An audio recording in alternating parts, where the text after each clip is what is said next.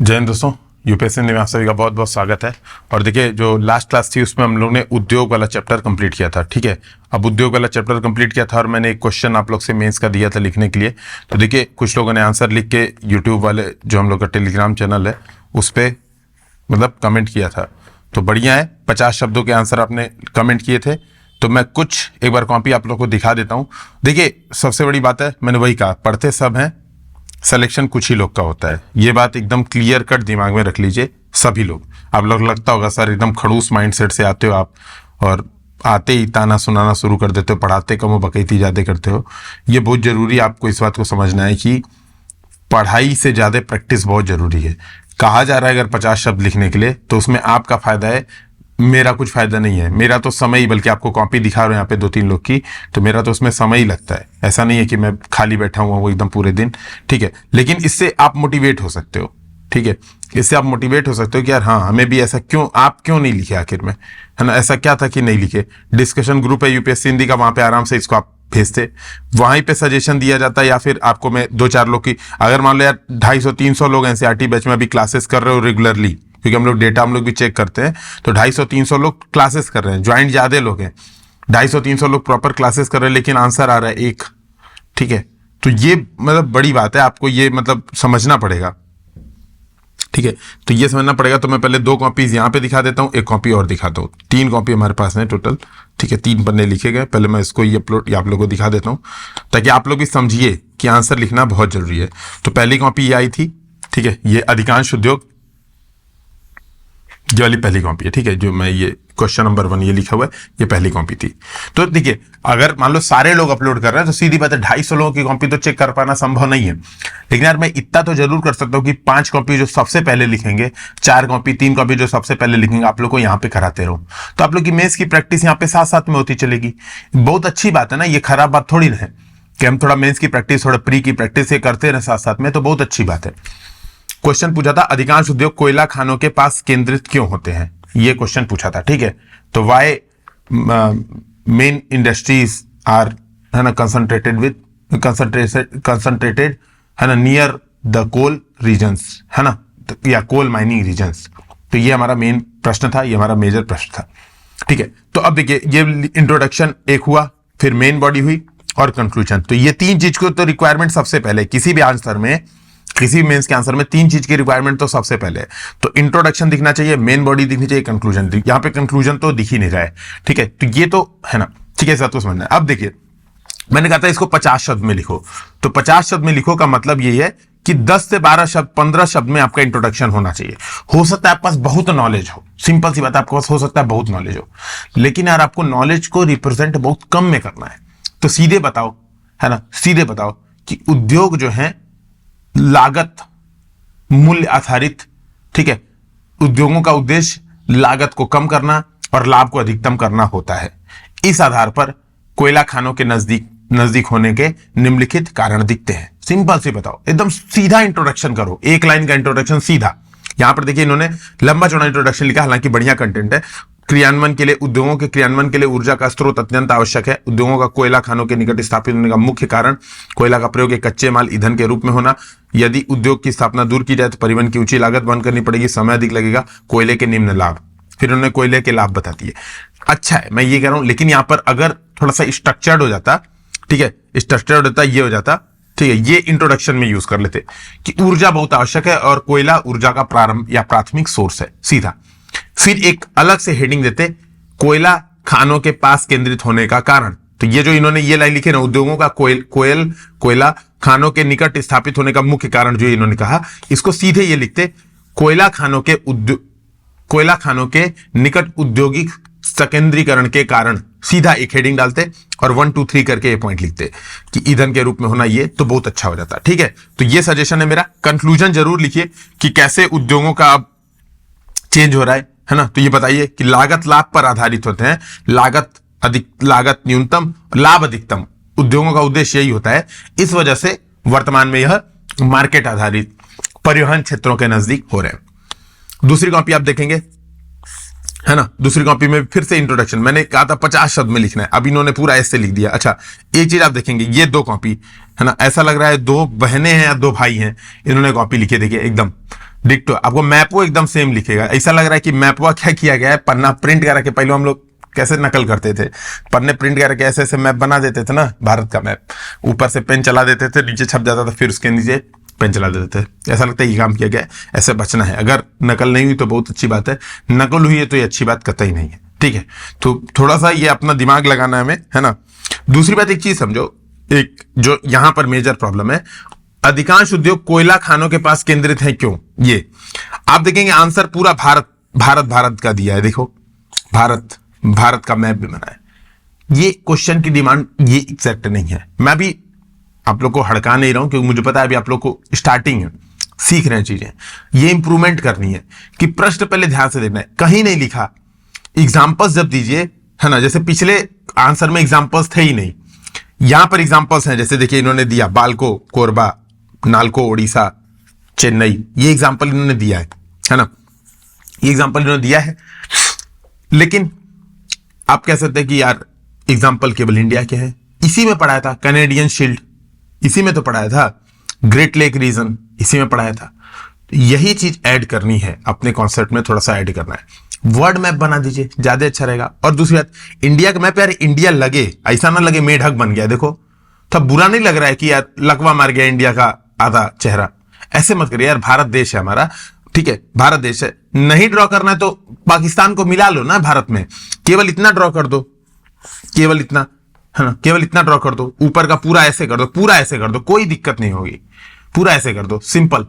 ये बेटर लग रहा है इससे। और मुझे समय कितना लगा, 1 सेकंड लगा होगा, आपने देखा होगा, टाइम देखिए, है ना, 5 सेकंड में पूरे इंडिया का मैप बनाने की प्रैक्टिस होनी चाहिए। तो अभी मैं आपको बहुत ज्यादा कंटेंट पे नहीं डिस्कशन कर रहा हूं, ठीक है, बहुत ज्यादा मैं कंटेंट पे डिस्कशन नहीं कर रहा हूं, मैं ये कर रहा हूं इंप्रूवमेंट पे, ठीक है। कि इसमें क्या इंप्रूवमेंट होगा, पहली बात 2-3 चीजें आप देखो मेरे सामने, देखना, ये प्रैक्टिस आपको भी करनी पड़ेगी, ठीक है। मैं इसको हटाता हूं, इन्होंने देखिए इंट्रोडक्शन, मेन बॉडी, कंक्लूजन, तीनों चीज दिख रही है दोनों आंसर में, तो बहुत शानदार है दोनों आंसर, है ना।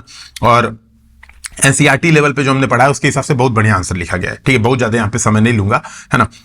सीधे इंडिया का मैप देखो, सीधे आपको सीधे एग्जाम में आना है, तो ये प्रैक्टिस तुरंत होनी चाहिए कि ये बने मैप और देखने में काफी सुंदर लगे, बराबर लगे, जैसा मैप होता है वैसा लगे, ठीक है। देखो कितना सेकंड लगा होगा, एक बार चेक करना, बताना मुझे कि सर कितना सेकंड लगा, देखिएगा।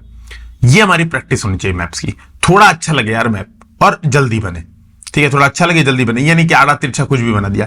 नहीं ऐसे बनाना है, नहीं ऐसे बनाना है, तो आप यहां से ये बना लो, केवल आधा, ये बना लो मैप, ठीक है, ये बना लो। तो ये आपको दिमाग में रखना चाहिए। दूसरी बात, वर्ड मैप की प्रैक्टिस आपको 10 से 15 सेकंड के अंदर करनी है। तो एक बार टाइम हम लोग देखते हैं, 7:55 हो रहे हैं अभी। मैं वर्ड मैप अब बनाना स्टार्ट करता हूं, 8 पे स्टार्ट करूंगा एग्जैक्टली। देखिए ये आपके अंदर प्रैक्टिस होनी चाहिए वर्ड मैप की, और मैं आपको बोल बोल के बता भी रहा हूं, ठीक है। ये वर्ड मैप की हमारी प्रैक्टिस होनी चाहिए, तो ये स्पीड होना चाहिए। अब इसमें एग्जैक्ट नहीं है कि यार इंडिया नहीं दिख रहा है सर, ना दिखे इंडिया, है ना, ना दिखे, है, दिख रहा है इंडिया, ठीक है, ऐसा नहीं है कि नहीं दिख रहा है, ये दिख रहा है श्रीलंका और ये पूरा आसियान रीजन दिख रहा है क्लियर, ठीक है। तो 15 सेकंड में प्रैक्टिस होनी चाहिए आपको वर्ड मैप बनाने की, ये दिमाग में एकदम क्लियर रखिए, है ना। तो ये तरीका हमारा होना चाहिए यार ये, और इसके बाद अब हम 20 सेकंड में इसमें भर सकते हैं कि मेन इंडस्ट्रियल रीजन कहां है, मेन वो कहां है, मेन ये कहां है, ठीक है। तो हर क्लास से पहले हम कुछ इंप्रूवमेंट की बात करेंगे। अब हम लोग स्टार्ट करते हैं अगला कृषि, नेक्स्ट चैप्टर स्टार्ट करते हैं हम लोग सीधे कृषि, बहुत महत्वपूर्ण चैप्टर है। तो सबसे पहले इस कृषि चैप्टर के बारे में जानते हैं ना, सब तो आगे करेंगे, कहां गया, अच्छा ये इंडस्ट्री था।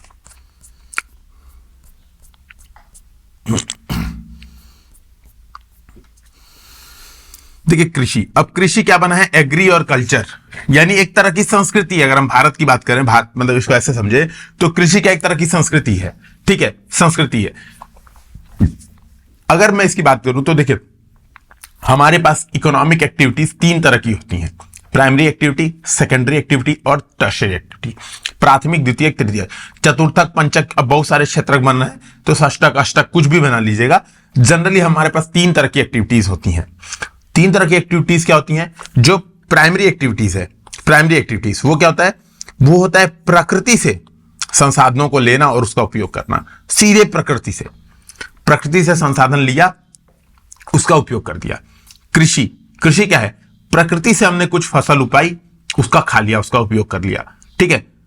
ये होता है प्राथमिक गतिविधियां। खनन, सीधे कोयला था, कोयला निकाल लिया, खनन, ठीक है।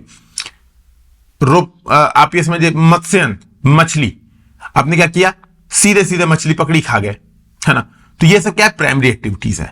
प्राइमरी एक्टिविटी में कुछ वैल्यू एडिशन अगर आप करते हैं, वैल्यू एडिशन करते हैं, तो ये होता है secondary activity. Value addition, value addition में क्या क्या चीज होता है, प्राइमरी प्रोड्यूस का, ऐसे समझो सिंपल से, है प्राइमरी प्रोड्यूस का प्रसंस्करण या प्रोसेसिंग अगर आप करते हैं, तो यहां पे प्राइमरी प्रोड्यूस है यानी कच्चा माल है, रॉ मटेरियल है, इसका आप क्या कर रहे हैं, प्रोसेसिंग कर रहे हैं, प्रसंस्करण कर रहे हैं, तो वो एक्टिविटी कही जाएगी सेकेंडरी एक्टिविटीज। जैसे आयरन ओर से आपने क्या किया, आयरन ओर की माइनिंग की, ये प्राइमरी एक्टिविटीज है। इसको आपने क्या किया, भट्ठी में डाल के इससे लोहा बना लिया, इससे स्टील बना लिया, तो ये कौन सी एक्टिविटी होगी, ये होगी सेकेंडरी एक्टिविटी। तो ये दिमाग में रखना है, प्रोसेसिंग कर रहे हैं, प्राइमरी उत्पादों का प्रोसेसिंग कर रहे हैं। आपने गेहूं लिया और गेहूं को मिल में डाल के आटा बना दिया, तो ये कौन सी एक्टिविटी होगी, ये होगी सेकेंडरी एक्टिविटी, ये दिमाग में रखना है। अब जो एक्टिविटीज प्राइमरी और सेकेंडरी एक्टिविटीज को सेवाएं प्रदान करते हैं, सपोर्ट करते हैं, समर्थन देते हैं, सेवाएं प्रदान करते हैं, इसको हम लोग बोलते हैं टर्शरी एक्टिविटीज। तो जैसे कॉल सेंटर ने क्या किया, किसान को बोला अब बारिश होने वाली है, ठीक है, अब तुम ये वाली फसल उपजाना, तो इसको क्या बोलते हैं हम लोग, इसको बोलते हैं टर्शरी एक्टिविटी, सेवाएं दे रहा है। प्राइमरी और सेकेंडरी एक्टिविटीज को ये क्या कर रहा है, सेवाएं दे रहा है। तो ये आपको दिमाग में पहले रखना है। इस चैप्टर में हम पढ़ेंगे प्राथमिक एक्टिविटी यानी कृषि के बारे में। नेक्स्ट चैप्टर में हम पढ़ेंगे सेकेंडरी इंडस्ट्री यानी उद्योग के बारे में। उसका लास्ट चैप्टर यानी इस एनसीईआरटी का लास्ट चैप्टर है ह्यूमन रिसोर्स, यानी एक तरह से टर्शरी एक्टिविटी, कि ह्यूमन रिसोर्स कैसे काम करता है। तो ये बात आपको दिमाग में रखनी है हम, क्योंकि ये पूरा हमारा नेचुरल रिसोर्सेस है ना। अब समझिएगा, अब जो कृषि होती है दोस्तों, कृषि में मैंने आपसे बताया था कोई भी एक्टिविटी, देखो अब मैं एक बार डेवलपमेंट आपको एक बार समझाऊं, तो कभी भी जो भी डेवलपमेंट होता है वो क्या होता है, सबसे पहले नेचर हावी रहता है। ये बात मैंने 50 बार बोली है, मैं फिर से बता रहा हूं, मेरा काम है बार बार आपको बताना, जब तक मुझे ये नहीं लग जाएगा कि आप अब सक्षम हो चुके हो समझने के लिए चीजें, ठीक है, तब तक मैं बार बार इस बात को बताऊंगा, है ना। सीख से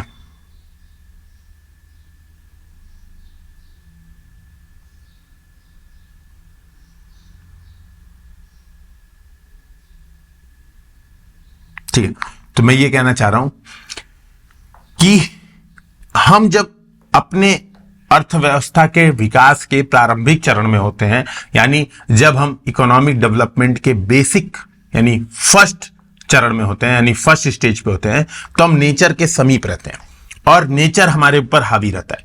हम जो भी एक्टिविटी करते हैं वो नेचर के आधार पर करते हैं। हमने चावल बोया, ठीक है, हमने चावल बोया सबसे पहले तो नदी घाटियों में बोया, रिवर वैलीज में बोया सबसे पहले। क्यों रिवर वैलीज में बोया, क्योंकि चावल के लिए पानी आवश्यक है, ऐसी मृदा आवश्यक है जो क्या हो, दोमट मृदा हो और जल को अपने पास रखती हो, तो हमें ऐसी मृदा चाहिए थी चावल के लिए। हमने कपास की पहले खेती उन्हीं स्थलों पे की जहां पे उसके लिए प्राकृतिक कंडीशन उपलब्ध हो। ये बात समझ में आएगा, है ना। लेकिन धीरे धीरे मानव क्या करता है, प्रकृति पर बराबरी की स्थिति में आने लगता है, प्रकृति को बराबरी की स्थिति में आने लगता है। वो क्या करता है, चावल और गेहूं की कृषि में इंप्रूवमेंट करता है, खाद डालता है, पानी डालता है अपने हिसाब से, सिंचाई की व्यवस्था उत्पन्न करता है और प्रकृति के बराबर आने लगता है। और समय के साथ मानव क्या करता है, प्रकृति पर हावी हो जाता है। वो क्या करता है, अब रेगिस्तान में भी अरद सिटी, 50 बार बचा चुका, अरद सिटी डेवलप कर लेता है, वहां पे वाटर रिसाइकिल प्लांट सारे बना देता है और पूरी तरह से प्रकृति पर कब्जा करने लगता है समय के साथ। ठीक है, यही चीज समय के साथ आपको दिख रही है, समय के साथ दिख रही है ना, ये चीज टाइम के साथ दिख रहा है डेवलपमेंट। और यही चीज दोस्तों क्षेत्र के साथ भी होता है। कोई भी, अगर मैं पूरे विश्व की बात करूं तो पूरा विश्व में करंट लेवल पर भी बहुत सारी जगह पे आपको ये तीनों स्टेज दिखेंगे। खासतौर पे अगर आप जाओगे सेंटिनलीज क्षेत्र, भारत का जो सेंटिनलीज क्षेत्र है ना, भारत का जो अंडमान निकोबार का क्षेत्र, सेंटिनलीज आबादी है, वो क्या कर रहे हैं, अभी भी वो प्रिमिटिव यानी प्राथमिक मानव की तरह जीवन यापन कर रही हैं, प्रकृति से संसाधन को ले रही हैं, बिल्कुल प्राथमिक एक्टिविटी, प्राथमिक गतिविधियां ही उनकी एक्टिविटीज हैं। ये बात समझ में आ रहा है। आप जाओगे इंडिया जैसे देश में, अभी क्या हो रहा है, हम नेचर के साथ साथ बैलेंस करने का प्रयास कर रहे हैं। धीरे धीरे हमने सिंचाई की व्यवस्था हम बना रहे हैं, है ना। हम क्या कर रहे हैं, हम धीरे धीरे इंडस्ट्रीज लगा रहे हैं, हम धीरे धीरे डेवलपमेंट कर रहे हैं। भारत जैसे विकासशील देशों में आप देखोगे तो आपको नेचर के साथ बैलेंस दिखाई देगा, और विकसित देशों में आप देखोगे प्रकृति के ऊपर मानव पूरी तरह से हावी हो चुका है। हमने पहाड़ों पे घर बना दिए, हमने अरब सिटी जैसी रेगिस्तान में शहर बसा दिए। तो ये क्या कर रहा है, आपको स्पेस में भी दिखेगा। तो आपको दिख रहा होगा टाइम और स्पेस, यानी समय एवं दिशा या फिर समय एवं स्थान, दोनों में आप देख रहे होगे विकास के अलग अलग आपको चरण दिखेंगे। अब विकास के चरण अगर मैं बात करूं कृषि में, तो कृषि में भी यही दिखता है कि कृषि में भी वर्तमान समय में भी स्थानिक अंतर है। स्थानिक अंतर है, अमेरिका में किसी और चीज की कृषि होती है, भारत में किसी और चीज की कृषि होती है, ठीक है, स्थानिक अंतर है। और समय के साथ भी अंतर दिखा है। समय के साथ क्या था, पहले हम सबसे पहले हम क्या करते थे, हंटिंग करते थे, गैदरिंग करते थे, यही तो करते थे सबसे पहले। फिर धीरे धीरे हमने एक जगह रुक के फसल उपजाना शुरू किया, और अब हम क्या करते हैं, बहुत हैवी प्रोडक्शन करते हैं। एग्रीकल्चर रिवॉल्यूशन लाए और बहुत हैवी प्रोडक्शन करते हैं। तो ये आपको समय और काल में दिखेगा, सॉरी समय और स्थान में दिखेगा, है ना। कृषि भी इसी आधार पर है। अच्छा, ये जो विकास हुआ है, चाहे वो टाइम की बात करूं चाहे स्पेस की बात करूं, ये कई चीजों पर आधारित रहा है। ये जो विकास हुआ है, मतलब जो डिस्ट्रीब्यूशन आपको दिख रहा है, वो आपको उस डिस्ट्रीब्यूशन के प्राकृतिक कारण भी दिखेंगे, है ना, और इस डिस्ट्रीब्यूशन के मानव जनित भी कारण दिखेंगे। ठीक है, तो आप समझिएगा इस बात को, जो मैं कैसे बोल रहा हूं। जो प्रारंभिक विकास हुआ था, जो कृषि का या फिर किसी भी सोसाइटी का प्रारंभिक विकास मेनली प्राथमिक कारणों पर यानी प्राकृतिक कारणों पर निर्भर था। प्राकृतिक कारणों पर निर्भर था। कैसे, मैंने वही बताया कि जहां पर पानी उपलब्ध होगा वहीं पर आप करोगे चावल की खेती, गन्ने की खेती वहीं होगी जहां पर रेगुलर पानी मिलेगा। ठीक है, तो प्राकृतिक कारक, समतल भूमि होनी चाहिए, जल की उपलब्धता होनी चाहिए, और लैंड फर्टाइल होना चाहिए, यानी उपजाऊ मृदा होनी चाहिए। यह कारण आपको स्टार्टिंग में डिस्कशन किया था। तब वहां पर कृषि होती है। कृषि के लिए कुछ कुछ रिक्वायरमेंट चाहिए, लेकिन इसमें एक कारक और जुड़ता है, मानव जनित कारक।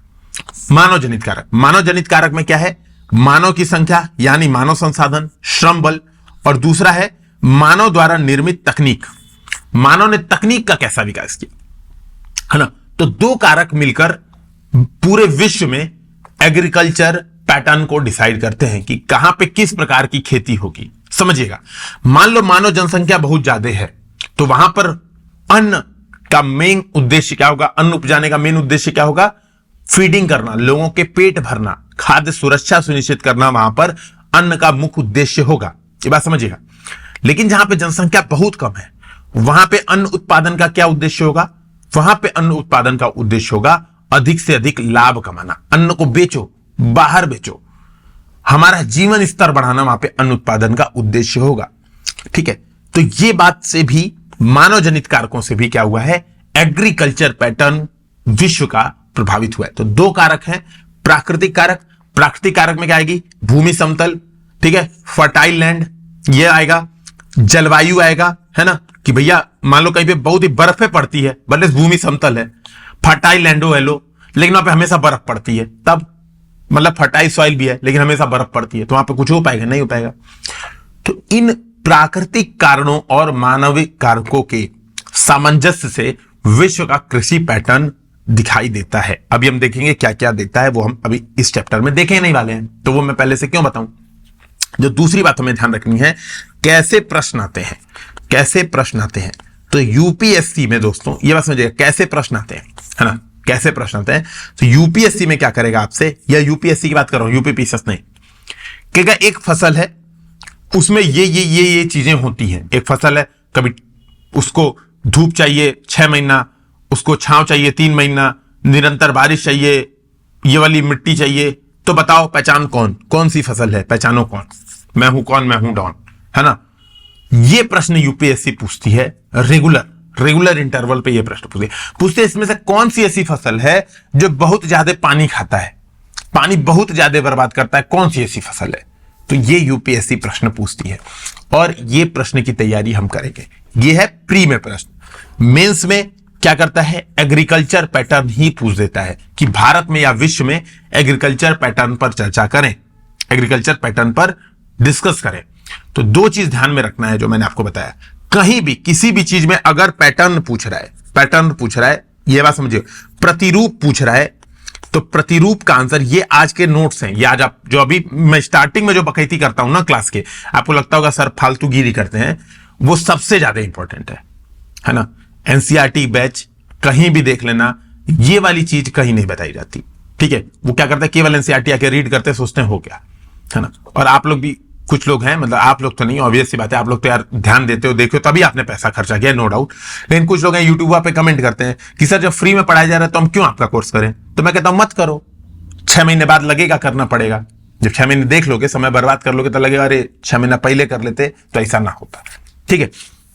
मैं तो एकदम इस बात के लिए मैं बहस उन लोग से करता ही नहीं। जब प्रतिरूप का प्रश्न आएगा, जब पैटर्न का प्रश्न आएगा, तो आपके आंसर में 2 डायमेंशंस दिखेंगे, ठीक है। तो मेंस आंसर राइटिंग ऐसे ही हम धीरे धीरे आगे बढ़ेंगे। तो अब ये दिमाग में सेट करना है, कभी भी जिंदगी में प्रतिरूप दिखते ही मेरा दिमाग खुल जाएगा, एकदम ऑन हो जाएगा। जैसे होता है ना कि पेडिग्री, जैसे मेरा सिरवा क्या है, पेडिग्री उठाते हैं, डिब्बा उठाते हैं ना, है ना, तो तुरंत उसका उठ जाता है, तुरंत उठ के चलाता है, घंटी बजाते हुए टन टन टन टन पहुंच जाता है, उसके गले पे इसीलिए घंटी बांध रखी है, उसका ट्रीट उठाइए पहुंच जाएगा। इसी तरह से आपको जो प्रतिरूप, क्वेश्चन में अगर ऐसे पढ़ रहे हैं, रीडिंग कर रहे हो, क्वेश्चन लिखा है प्रतिरूप, तुरंत दिमाग में जो बोल रहा हूं वो बत्ती जल जानी चाहिए, ठीक है। क्या बत्ती जलनी चाहिए, जब प्रतिरूप का प्रश्न आएगा तो आप 2 चीज बताओगे जो मैंने अभी बताई है, 2 चीज। पहली बात, समय के साथ प्रतिरूप, यानी टाइम बेसिस पर प्रतिरूप, टाइम बेसिस पर क्या चेंज हुआ पैटर्न, और स्पेस बेसिस पर।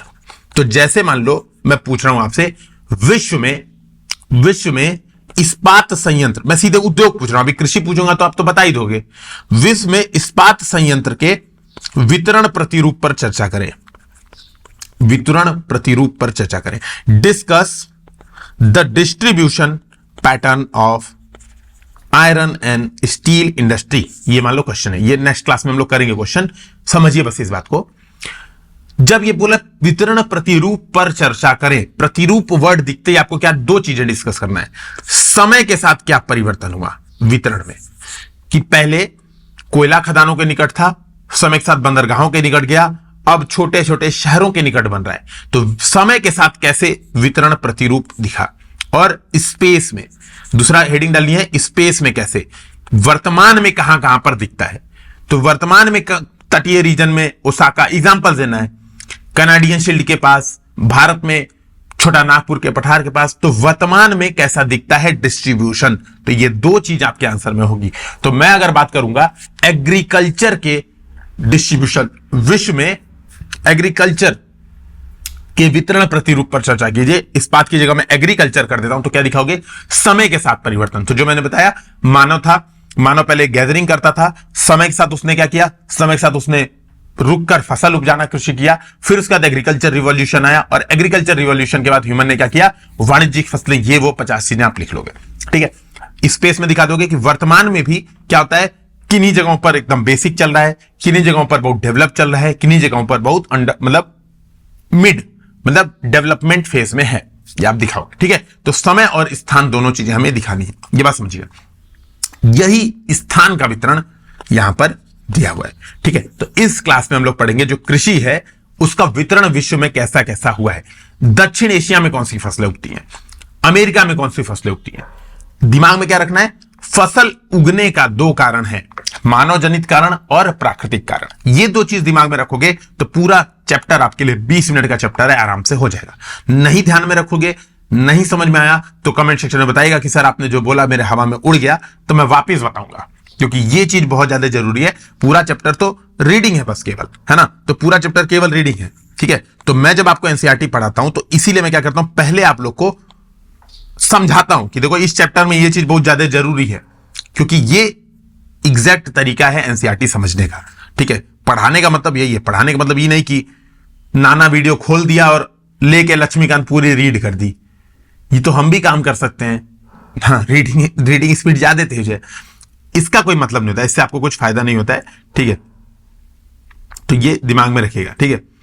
अब हम बात करते हैं अगला कृषि पर, ठीक है। तो ये हम अब स्टार्ट करते हैं एग्रीकल्चर, है ना। अच्छा, हिंदी इंग्लिश मीडियम दोनों लोग बता देना, मैं सामने मोबाइल ओपन करके रखता हूं, जब मैं रिकॉर्डिंग करता हूं ना तभी मैं सामने मोबाइल ओपन करके दिखता हूं, तो मैं देखता हूं कि यार मुझे दोनों चीजें आराम से दिख रही हैं, ठीक है, आराम दिख रही हैं।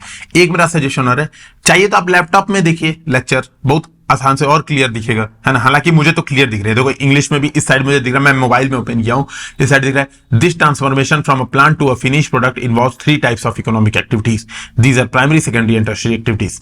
पौधे से परिष्कृत उत्पाद तक के रूपांतरण में 3 तरह की आर्थिक गतिविधियां सम्मिलित है। ये प्राथमिक, द्वितीयक और तृतीयक क्रियाएं। प्राथमिक क्रियाओं के अंतर्गत उन सभी क्रियाओं को शामिल किया जाता है जिनका संबंध प्राकृतिक संसाधनों के उत्पादन एवं निष्कर्षण से है। Primary activities are those connected with extraction and production of natural resources. पूरा पढ़ रहा हूं, लाइन से कोई लोड नहीं हो रहा है, ठीक है, बात समझ आए तो आपको भी दिख रहा होगा। हाँ, टेंशन दिमाग को मत देना। जैसे कई लोग क्या करते हैं, पहले से ही प्री एज्यूम कर लेते हैं हमें तो नहीं दिख रहा है, और हम पैसा दिए तो नहीं दिख रहा है तो हम बवाल कर देंगे। तो कूल रह के काम चल रहा है, एकदम आराम से बढ़िया से चल रहा है, तो ध्यान दीजिए। अब आगे करते हैं लोग, ठीक है। तो पौधे से परिष्कृत उत्पाद तक के रूपांतरण में 3 प्रकार की आर्थिक क्रियाएं सम्मिलित हैं। यह है प्राथमिक, द्वितीयक और तृतीयक क्रियाएं। तो मैंने कहा पौधा हमने उपजाया, उससे जो फाइनल प्रोडक्ट्स बन रहा है, ठीक है, उसका रिफाइंड प्रोडक्ट बन रहा है। जैसे गेहूं से आटा, और आप जो कोनो इंडिया भोग आटा अगर खाते होगे, प्रचार देखता हूं मैं तो ये से सीधे मिल से पिसा हुआ आटा खाता हूं, है ना, तो ये देखते होगे तो क्या होगा, जो प्रोसेस, जो उसमें काम चल रहा है, जितनी उसमें एक्टिविटीज चली वो प्राइमरी, सेकेंडरी, टर्शियरी एक्टिविटीज होती है। अब कह रहा है प्राथमिक क्रियाएं, पहले बता रहा है प्राइमरी एक्टिविटीज क्या है, तो कह रहा है प्राइमरी एक्टिविटीज का मतलब वो सभी क्रियाएं हैं जिसका संबंध प्राकृतिक संसाधनों के उत्पादन और निष्कर्षण से है। मतलब production and extraction of natural resources, ठीक है। तो जहां पर production and extraction of natural resource है उसको हम लोग बोलेंगे प्राइमरी एक्टिविटी। तो इसका एग्जांपल दिया है कृषि, मत्स्यन और संग्रहण, गैदरिंग, ठीक है। तो बोला agriculture, fishing and gathering are good examples. तो कृषि, मत्स्यन और संग्रहण इसके एग्जांपल है, मैंने आपको स्टार्टिंग में ही समझा दिया था। द्वितीय क्रियाएं क्या है, इन संसाधनों के प्रसंस्करण से संबंधित है। यह भी बात मैंने बताई थी कि प्राइमरी प्रोडक्शन के प्रोसेसिंग को बोलते हैं हम लोग सेकेंडरी एक्टिविटी, ठीक है। तो जैसे इस्पात, डबल रोटी बनाना, पाव रोटी जो बर्गर वाला खाते हो, बर्गर खा के बर्गर बनते हो, मैं खुद भी हूं तो इसलिए बोल रहा हूं। कपड़ा बुनना इन क्रियाओं के उदाहरण है। तृतीय क्रियाएं, टर्शरी एक्टिविटीज, प्राथमिक और द्वितीय क्षेत्र को सेवा कार्यों द्वारा सहयोग प्रदान करती हैं, ठीक है। तो ये क्या करती हैं, है ना, इस बात को समझिएगा। Tertiary activities provide support to the primary and secondary services through service. Transport, trade, banking, insurance, advertising are example of tertiary activities. मतलब मैं तो जंक फूड का इतना शौकीन हूं कि मैंने अपने लिए एक मतलब स्पेशल दुकान खुलवा दी, नौका बिहार मैंने अपने लिए एक स्पेशल दुकान खुलवा दी। मैंने कहा भैया यार ये चीज जिंदगी में कुछ करेंगे नहीं करेंगे, रेस्टोरेंट का काम जरूर करेंगे। तो अभी भले से छोटी दुकान है लेकिन स्टार्ट करवा दी कि भैया खाएंगे पिएंगे अपनी दुकान से, है ना। तो खाने पीने का तो शौकीन में खूब हूं, दिखता ही होगा। तो यही सब वहां पे देखो, ये जब देखता हूं ना डबल रोटी, तो लगता है डबल रोटी अब आनी चाहिए सामने, ठीक है। तो ये पढ़ने लिखने से, है ना, ये मतलब कितना बढ़िया बात जुड़ रहा है। व्यापार, बैंकिंग और विज्ञापन तृतीय क्रियाओं के उदाहरण है, ठीक है। ये क्या, फिर कृषि को बदला, अब बता रहा है कृषि के बारे में। तो इसको हम थोड़ा सा एक बार देखते हैं कि कृषि का डेफिनेशन एक बार देखते हैं हम लोग पहले। उसके पहले देखिए ये ओरिजिन वर्ड एग्रीकल्चर कहां से आया, है ना। जैसे हिंदी लिटरेचर में एक जानी हुए हैं बालकृष्ण भट्ट, है ना, और 2-3 लोग हुए हैं। तो इन लोगों ने एक का नाम नहीं याद आ रहा, विद्यानिवास में भी मुझे श्योर नहीं है। एक व्यक्ति ने निबंध लिखा भारतीय संस्कृति, ठीक है। एक व्यक्ति ने निबंध लिखा भारतीय संस्कृति, जिसने भी लिखा ऐसे लिखा भारतीय संस्कृति, इंडियन कल्चर। संस्कृति का उन्होंने इन्हीं सब ओरिजिन, वर्ड ओरिजिन से बहुत एक्सप्लेन किया कि कल्चर का मतलब क्या होता है, एग्रीकल्चर को क्या कहते हैं, एग्री प्लस कल्चर। तो यही चीज है, देखो the word agriculture is derived from Latin word ager, agri meaning soil, culture mean cultivation. तो मृदा पे कोई चीज का क्या कर रहे हैं हम लोग,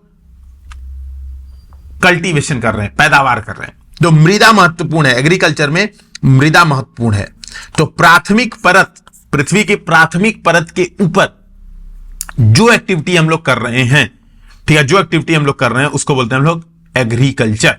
प्राथमिक परत के ऊपर जो प्राथमिक गतिविधियां हैं, सिंपल सी बात है ना, उसको हम लोग बोलेंगे एग्रीकल्चर। यहां पे बढ़िया डिफिनीशन दिया हुआ है, ये डिफिनीशन याद करिए, कंफ्यूजन होने की जरूरत नहीं है। एग्रीकल्चर एक प्राथमिक क्रिया है, दिस इज प्राइमरी एक्टिविटी। फसलों, फलों, सब्जियों, फूलों को उगाना और पशुपालन। तो इसमें क्या है, कोई भी चीज उगा रहे हैं आप, चाहे फसल, चाहे फल, चाहे सब्जी, चाहे फूल, और पशुधन पालन। अगर पशुपालन है तो उसको भी हम बोलते हैं क्या है, एग्रीकल्चर आप कर रहे हैं। ठीक है। विश्व में 50% लोग कृषि से संबंधित हैं, जबकि भारत की 2/3 जनसंख्या कृषि पर निर्भर है। मैं जब यूपीपीसीएस का इंटरव्यू देने गया था तो मुझे उन्होंने इस मामले में इतना फंसाया और मैं फंसता चला गया, है ना, फंसता चला गया और हंस रहे थे, मजे ले रहे थे। बोले कि भारत में कितनी जनसंख्या कृषक है? तो मैंने कहा सर 2/3 जनसंख्या। ठीक है, 2/3 जनसंख्या। तो बोले अच्छा भारत की कुल जनसंख्या कितनी है? तो मैंने कहा 130 करोड़। मतलब इतना कैलकुलेशन करा, माथा खराब, सब अंट-पंट मुझे प्रूव कर दिया कि मैं गधा हूं, और हूं, उसमें कोई बात नहीं। तो उन्होंने प्रूव कैसे किया ये समझिए। आपके साथ भी एक खेला हो सकता है। 2/3 जनसंख्या निर्भर है कृषि पर, यह बात ध्यान रखना है, डिपेंडेंट ऑन एग्रीकल्चर। कृषि में काम नहीं कर रही है 2/3 जनसंख्या। दो चीजों में दोनों अंतर है, दो बातें। एक होता है हमारे पास श्रम बल, हमारे पास श्रम बल। मैं क्यों बता रहा हूं? क्योंकि आप लोग, कई लोग कंफ्यूज रहेंगे। श्रम बल होता है, तो मान लो भारत में 100 करोड़ श्रम बल है, तो इसका मतलब ये नहीं है कि इसमें से 70 करोड़ लोग कृषि में काम कर रहे हैं, नहीं। बहुत सारे लोग बेरोजगार हैं, बहुत सारे लोग कुछ हैं, बहुत सारे लोग कुछ हैं, अदर जगह काम कर रहे हैं, है ना। लेकिन निर्भर है 2/3 जनसंख्या, मतलब उनके लिए एक एक्टिविटीज, कृषि एक मेजर एक्टिविटी है इकोनॉमिक रिसोर्स ग्रहण करने का। तो इस मामले में उन्होंने कहा 140 करोड़ जनसंख्या में से 2/3 हटाओ, है ना। तो मैंने 2/3 बताया कि 140, तो कह रहे हैं इतने लोग भारत में इसमें काम करते हैं। अब मैं वहां पे सोच ही नहीं पाया, अरे भाई 140 करोड़ में बुजुर्ग भी हैं, 140 करोड़ में 15 साल से कम के बच्चे भी हैं। तो ये माता पच्ची थोड़ा सा सोच के जाइएगा, कुछ फैक्ट्स पढ़ के जाइएगा। इंटरव्यू खासतौर पे पीसीएस के इंटरव्यू में बहुत माथा पच्ची कराते हैं। यूपीएससी वाले में तो इतना ज्यादा कैलकुलेशन नहीं कराते हैं, हालांकि वो भी कराते ही है ना। कि मतलब एक जो मेंबर थे कसम खा लिए थे कि आज मुझसे चेस के बारे में पूछेंगे, जैसे मैं चेस का काफी शौकीन हूं, कसम खा लिए थे। अब मुझसे जबरदस्ती बॉबी फिशर के बारे में पूछ रहे थे, जब मैंने नहीं सुना था। मैं चेस खेलता हूं भाई, चेस के बारे में पढ़ता थोड़ी नहीं हूं, लेकिन उससे उन लोगों को कोई मतलब नहीं है। आपकी हॉबी चेस है तो मतलब आपको जानना चाहिए, जबकि उन नमूनों को नहीं पता। हॉबी चेस का मतलब जब समय मिलेगा तो चेस खेलूंगा, तो समय मिलता है तो मैं चेस खेलता हूं, है ना। अब चेस के बारे में जानना, खैर ठीक है, अपना अपना इरिटेशन, फंसना नहीं है। हमें आगे बढ़ते हैं। यहां पर ये तो कहोगे सर इधर उधर की बातें। अनुकूल स्थलाकृति क्या चाहिए कृषि के लिए? तो देखो क्या बताया, वापिस आते हैं ताकि लाइन पे हम रहें। कृषि किसको कहते हैं? तो कृषि एक प्राथमिक क्रिया है, यानी प्राइमरी एक्टिविटी है। सबसे पहली बात, इसमें क्या क्या होता है? कोई चीज उगाते हैं हम। कौन सी चीज उगाते हैं? फसल, फल, सब्जी, ये सब उगा रहे हैं। और पालन, पशुपालन, ये दोनों मिलकर क्या होती हैं? कृषि कहलाती हैं। ये बात दिमाग में रखिएगा। अब दूसरी बात करते हैं हम लोग। दूसरी बात क्या है? कृषि किन चीजों पर निर्भर करती है? तो कृषि किन चीजों पर निर्भर करती है? मैंने 2 चीज बताई थी आपको। क्या बताया था? मतलब प्राकृतिक कारक और मानव जनित कारक। प्राकृतिक कारक में क्या क्या है यहां पर क्लियर बताया हुआ है। अनुकूल स्थलाकृति मतलब लैंड फॉर्म, ठीक है। फेवरेबल टोपोग्राफी ऑफ सॉइल, यहां पे देखिए, अब यहां पर हम लोग क्या लिखा है? Favourable topography of soil and climate are vital for agriculture activity. तो स्थलाकृति, मृदा और जलवायु अनिवार्य है, ठीक है। जिस भूमि पर फसलें उगाई जाती हैं कृषिगत भूमि कहलाती है, ठीक है। तो आप देखेंगे विश्व के उन्हीं प्रदेशों में कृषिगत भूमि है जहां पर उपयुक्त परिस्थितियां हैं, ठीक है। तो आप इस बात को देख पाएंगे, जहां पर उपयुक्त परिस्थितियां हैं वहीं पर क्या है? कृषि केंद्रित है। तो देखिए आप देख रहे हो हर जगह, यहां पर कहीं आपको कृषि नहीं दिख रही होगी, आर्कटिक रीजन में नहीं दिख रही होगी, अंटार्कटिक रीजन में कहीं कृषि क्षेत्र नहीं दिख रहा होगा, यहां भी सहारा रेगिस्तान में नहीं दिख रहा होगा, इंडिया में पूरा दिख रहा होगा। तो यहां पर क्योंकि परिस्थितियां हैं, जहां पे हरा हरा बना वहां पर परिस्थितियां हैं, जहां पे हरा नहीं बना, ये भी मंगोलिया मरुस्थल है, नहीं होगा, ठीक है। तो वहीं पर आप देखोगे कृषि भूमियां क्या है? संकेंद्रित है। ये विश्व वितरण दिख गया आपको कृषि भूमि का, ठीक है। कृषि भूमि का विश्व वितरण दिख गया। अब हम बताते हैं एक चीज, ये यूपीपीसीएस प्री के लिए महत्वपूर्ण है। यूपीपीसीएस प्री के लिए महत्वपूर्ण है। जैसे सीधे मैच द कॉलम दे देता है, सेरीकल्चर, पीसीकल्चर, विटीकल्चर, हॉर्टिकल्चर, और दे देगा यहां पर यही चीज सामने जाएगा, बोलेगा क्या है, ठीक है। तो ये क्या है? देखो, हाँ, इसको हम लोग देख लेते हैं, ठीक है। तो सेरीकल्चर मतलब silk worms, commercial rearing of silk worm, इसको बोलते हैं लोग सेरीकल्चर। रेशम कीट का वाणिज्यिक पालन, इसको हम बोलते हैं सेरीकल्चर। पीसी कल्चर का मतलब होता है मत्स्य पालन, यानी फिशरी, पीसी फिशरी, है ना। Breeding of fish in specially constructed tank, तो टैंक और तालाबों और पोखरों में मत्स्य पालन, इसको हम लोग बोलते हैं, क्या बोलते हैं हम लोग? पीसी कल्चर बोलते हैं। फिर आता है विटीकल्चर। विटीकल्चर का मतलब अंगूरों की कृषि, अंगूरों की कृषि, ठीक है, ग्रेप्स, विटीकल्चर। और हॉर्टिकल्चर मतलब उद्यान कृषि, ठीक है। और हॉर्टिकल्चर मतलब आपका हो गया कॉमर्शियल यूज के लिए आप क्या कर रहे हैं? सब्जियों, फूल और फल को उगा रहे हैं, उद्यान कृषि कर रहे हैं, इसको आप लोग बोलेंगे हॉर्टिकल्चर। ये दिख गया। ये बात हो गई। इन्होंने देखो यहां पर बताया है, ठीक है, इन्होंने यहां पर बताया अनुकूल स्थलाकृति मृदा और जलवायु, ये सही बात है, कृषि के आपके लिए अनिवार्य है, बोला अनिवार्य है, एकमात्र ये नहीं बोला है। प्लस क्या चाहिए, मैंने आपको बताया था, प्लस चाहिए human factor. Human factor is also important. Human factor में टेक्नोलॉजी और जनसंख्या, ये दोनों चीज बहुत महत्वपूर्ण है ह्यूमन फैक्टर में, ठीक है, जनसंख्या और टेक्नोलॉजी ये बहुत महत्वपूर्ण है। अब देखते हैं हम लोग कृषि तंत्र। कृषि तंत्र हम लोग एक बार देखते हैं, ठीक है, कृषि तंत्र। तो कह रहा है कृषि या खेती को एक तंत्र के रूप में देखा जा सकता है। It can be assumed as a system. तो कह रहा है farming can be looked at as a system. एक मिनट बस,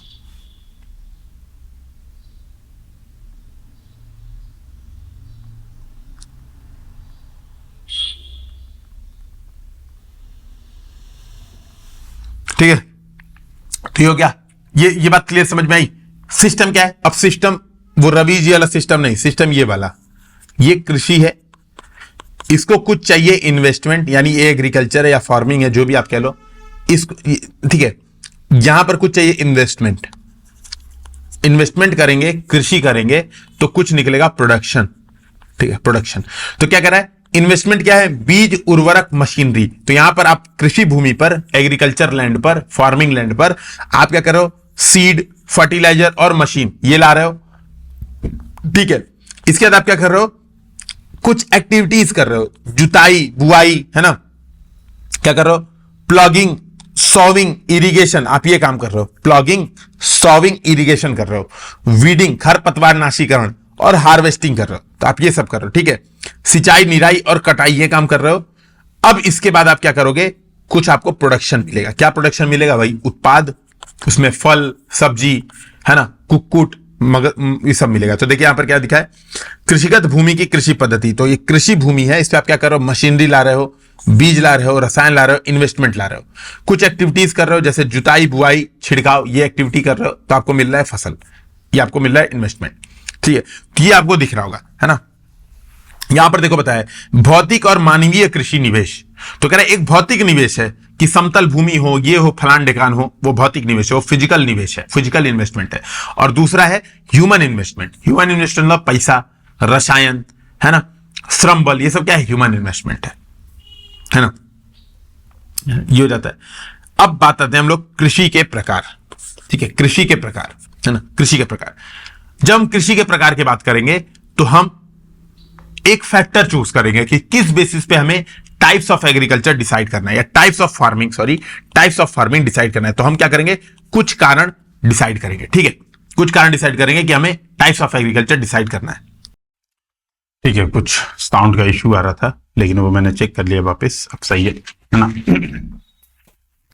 तो कृषि के प्रकार पे हम लोग चर्चा कर रहे थे, ठीक है, कि कृषि के प्रकार कैसे, मतलब पूरे विश्व में कैसे कैसे कृषि विकसित हुई है। तो मैंने कहा था जब प्रकार डिसाइड करोगे तो एक पैरामीटर डिसाइड करोगे, किस आधार पर प्रकार डिसाइड करोगे। जैसे एक पैरामीटर में डिसाइड कर सकता हूं उर्वरकों के प्रयोग के आधार पर, ठीक है, या रसायनों के प्रयोग के आधार पर। तो मैं कह सकता हूं रासायनिक कृषि, जैविक कृषि और मिक्स कृषि, एक ये प्रकार का तरीका है ना।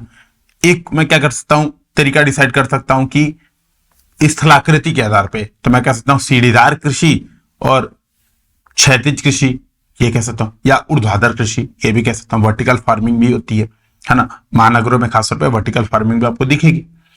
मैं कह सकता हूं पारितंत्र यूज के आधार पर, तो मैं कह सकता हूं एरोपोनिक, एक्वापोनिक्स, हाइड्रोपोनिक्स, है ना, मैं ये बता सकता हूं। और एक मैं तरीका डिसाइड कर सकता हूं अदर बेसिस, जैसे इसमें क्या बताया है, किस आधार पर, भौगोलिक दशाओं, उत्पाद की मांग, है ना, क्या डिमांड है वहां पर, श्रम और प्रौद्योगिकी के आधार पर। तो ये कह रहा है कुछ आधार जो इन्होंने बताया, इन्होंने कहा ज्योग्राफिकल कंडीशंस, ठीक है, डिमांड ऑफ प्रोड्यूस, किस चीज की डिमांड यानी मांग, लेबर यानी श्रम, लेवल ऑफ टेक्नोलॉजी। इस आधार पर ये चारों बेसिस मानते हुए इन्होंने कहा दो तरह की कृषि हो सकती है, सब्सिस्टेंस फार्मिंग और कमर्शियल फार्मिंग। तो दो तरह की कृषि हो सकती है भाई, निर्वाह कृषि हो सकती है, वाणिज्यिक कृषि होती है, केवल दो ही कृषि हो सकती है ना। इसके अंदर इनके बहुत बहुत डिवीजन होंगे, तरीके होंगे, लेकिन इन चार बेसिस पे दो तरीका बताया। अब उसमें कह रहा है पहला पहला बोला है सब्सिस्टेंस फार्मिंग, निर्वाह कृषि।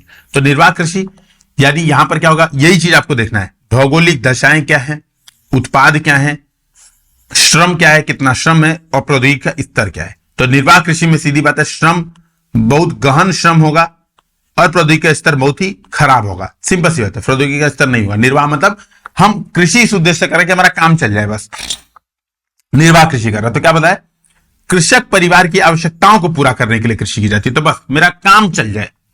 This type of farming is practice to meet the needs of the farmers family, बस हमारा काम चल जाए, है ना। तो कह रहा है ना। तो यहां पर देखो निम्न स्तरीय तकनीक, है ना, लो लेवल टेक्नोलॉजी और पारिवारिक श्रम। तो श्रम का प्रकार क्या है, पारिवारिक श्रम है जो कि गहन श्रम है, इंटेंसिव है, गहन श्रम, पारिवारिक, फैमिली लेबर फोर्स यूज हो रहा है ना।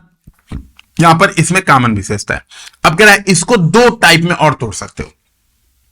निर्वाह कृषि जो है, सब्सिस्टेंस फार्मिंग है, दो पार्ट में और डिवाइड कर सकते हो, इंटेंसिव सब्सिस्टेंस फार्मिंग, गहन निर्वाह कृषि, और आदिम निर्वाह कृषि, रूडिमेंट क्या लिखा होगा, प्रिमिटिव सब्सिस्टेंस फार्मिंग। तो आदिम सब्सिस्टेंस फार्मिंग ये कह सकते हो, आदिम निर्वाह कृषि कह सकते हो, और कह सकते हो गहन निर्वाह कृषि यानी इंटेंसिव सब्सिस्टेंस फार्मिंग कह सकते हो, है ना। तो बस इसमें क्या और तकनीक का अंतर है। अब देखो वापस, गहन निर्वाह कृषि यानी इंटेंसिव सब्सिस्टेंस फार्मिंग, इसमें क्या होता है, इसमें होता है किसान एक छोटा भूखंड, यानी भूखंड क्या होगा, छोटा होगा, बड़ा बड़ा फार्म नहीं होगा।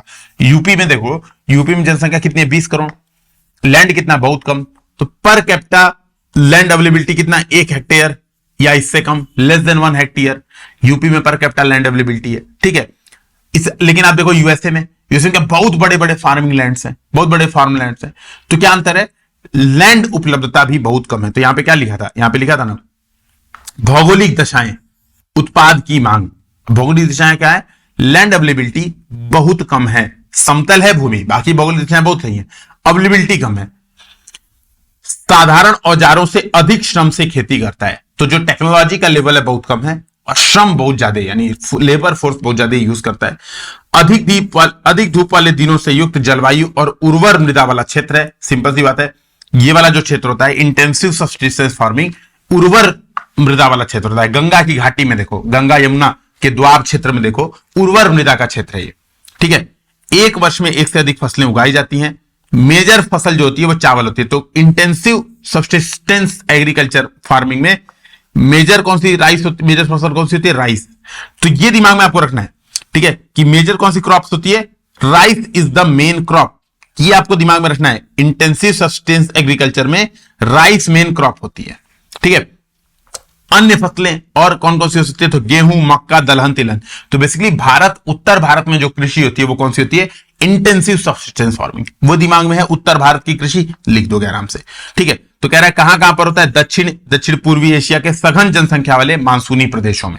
तो सघन जनसंख्या वाला मानसूनी प्रदेश का बेस्ट एग्जांपल क्या है, भारत है। तो वहां पर यह कृषि होती है। अब बात आते हैं हम लोग प्रिमिटिव सब्सिस्टेंस फार्मिंग में, यानी आदिम निर्वाह कृषि। तो इसमें क्या होता है, इसमें दो तरह की निर्वाह, उद्देश्य क्या है, इस कृषि का क्या उद्देश्य है, निर्वाह की आवश्यकताएं। तो दो तरह की है, एक है स्थानांतरित कृषि, मतलब हमने ये भी देखा था, है ना, स्थानांतरित मतलब झूमिंग, ठीक है, या इसको कह सकते हैं लोग शिफ्टिंग कल्टीवेशन, और नोमैडिक हर्डिंग मतलब चलवासी पशुचारण। तो हमने ये भी देखा था कि भाई रेगिस्तान के क्षेत्र में क्या करते हैं, चलवासी पशुचारण करते हैं। नॉर्थ ईस्ट इंडिया में क्या करते हैं, स्थानांतरित कृषि करते हैं, मतलब कर्तन एवं दहन, मैंने आपको बताया था, स्लैश एंड बर्न फार्मिंग करते हैं, जला देते हैं, भूखंड साफ करते हैं, वहां पे कुछ फार्मिंग करते हैं, फिर धीरे धीरे वो मृदा अनुपजाऊ हो जाती है, फिर उसको छोड़ के चले जाते हैं, तो वहां पे फिर से जंगल उग जाता है। तो ये होता है स्थानांतरित कृषि, यानी आपके साथ शिफ्टिंग कल्टीवेशन ये करते हैं। यहां पर बताया आप कहां कहां पर, ठीक है, बोल रहा है जो शिफ्टिंग कल्टीवेशन है वो कहां कहां पर होता है, तो अमेजन बेसिन मतलब घने जंगल वाले क्षेत्रों में होगा शिफ्टिंग कल्टीवेशन। उष्णकटिबंधीय अफ्रीका घने जंगल, दक्षिण पूर्वी एशिया घना जंगल, फिर देखो सब उष्णकटिबंधीय रीजन में आपको दिखेगा, जो ट्रॉपिकल रीजन है आपको दिखेगा, या इक्वेटोरियल रीजन है, या विषुवतीय क्षेत्र है, वहां पे आपको यह प्रकार की कृषि दिख जाएगी, ठीक है। उत्तर पूर्वी भारत के भागों में प्रचलित है। यह भारी वर्षा और वनस्पति के तीव्र पुनर्जनन वाले क्षेत्र है। मतलब उन्हीं क्षेत्रों में जहां पे वनस्पति का हो बहुत जल्दी रिकवर हो जाए, तीव्र वनस्पति का पुनर्जनन हो जाए, वो वाले क्षेत्रों में ये होगा। ठीक है, इसको देखिएगा। अब कह रहा है वृक्षों को काटकर और जलाकर भूखंड को साफ किया जाता है। पहले हम काट देते हैं, लैंड को क्लियर कर देते हैं, उसके बाद कहते हैं जो उसकी राख है, जो एशेस है, उसको क्या करते हैं मृदा में मिला देते हैं, तो उपजाऊ हो जाती है मृदा। फिर कह रहा है मक्का, रतालू, आलू, कसावा जैसी फसलों को उगाया जाता है। ये मैं ऑलरेडी समझा चुका हूं आपको। ठीक है, फिर भूमि छोड़कर नए स्थान पे चला जाता है, इसको स्लैश एंड बर्न भी कहते हैं। तो देखिए स्लैश एंड बर्न एग्रीकल्चर भी कहते हैं, ये मैंने ऑलरेडी आपको बता दिया था। ये महत्वपूर्ण है प्री के लिए। टेबल ये भी दे देगा, पूछ देगा ये फार्मिंग नाम कहां पर है, तो बोलेगा शिफ्टिंग एग्रीकल्चर। ऐसे प्रश्न पूछ देगा, यूपी पीसीएस या यूपीएससी में भी प्रश्न दे देगा। शिफ्टिंग एग्रीकल्चर विश्व के कई देशों में प्रसिद्ध है। अलग अलग देशों को उनके स्थानीय प्रचलित नामों के आधार पर मिलाइए। तो क्या मिलाएंगे आपके सामने? झूमिंग। झूमिंग कहां पर कहते हैं? नॉर्थ ईस्ट इंडिया में। नॉर्थ ईस्ट इंडिया में जो शिफ्टिंग कैलकुलेशन होती है उसका नाम है झूमिंग। मिल्पा कहते हैं मैक्सिको में, तो मैक्सिको, म से मिल्पा, म से मैक्सिको। रोका कहते हैं ब्राजील में। अपने इंडिया में भी रोका होता है, शादी वादी के पहले या बाद में रोका कुछ होता है, मुझे ऐसा नाम सुना है मैंने कि आज कैटरीना कैफ का रोका हुआ, पता नहीं क्या था। लदांग मतलब मलेशिया, लदांग नाम होता है मलेशिया में, लदांग मलेशिया में। ये चार नाम आपको दिमाग में रखना, ये पूछ देते हैं समानता। ठीक है, ये पूछ देते हैं।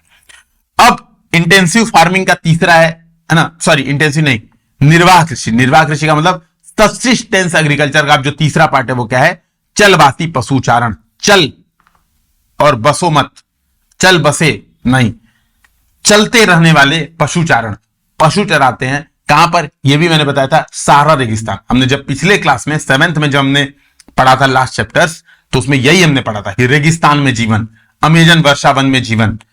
याद आ रहा है कि भुला गया? ऐसा लग रहा हो ना सर, कहीं तो सुना सुना था ना। ये वाली फीलिंग नहीं होनी चाहिए यार, ऐसा होना चाहिए। इतना बढ़िया डिटेल में आराम आराम से पढ़ा रहा हूं, इधर उधर बकैती भी करता हूं ताकि एकदम बोर ना हो जाओ। तब भी नहीं आएगा तो यार मैं क्या कर सकता हूं फिर, है ना। अपना खेत बेच के फिर मुझे ही खेती करके वीडियो बनाना पड़ेगा कि देखो ऐसे खेती होती है। ठीक है, तो यहां पर हो रहा है सहारा के अर्ध शुष्क जो सेमी अरिड रीजन है और शुष्क प्रदेशों यानी अरिड रीजन में, मिडिल ईस्ट और भारत के राजस्थान, जम्मू कश्मीर में, मतलब देख रहे हो चलवासी पशुचारण मेनली उन्हीं क्षेत्रों में हो रहा है जहां पर मृदा अनुपजाऊ है। मृदा अनुपजाऊ है, जलवायु परिस्थिति बहुत टफ है, हार्श है, और अरिड मतलब शुष्क क्षेत्र है या सेमी अरिड, अर्ध शुष्क क्षेत्र है। मंगोलियन रीजन वर्षा बहुत कम होता है, लद्दाख बहुत कम वर्षा होती है, सहारा वर्षा नहीं के बराबर होती है। ठीक है, तो यहां पर आप देखोगे यहीं पर राजस्थान वर्षा बहुत कम होती है।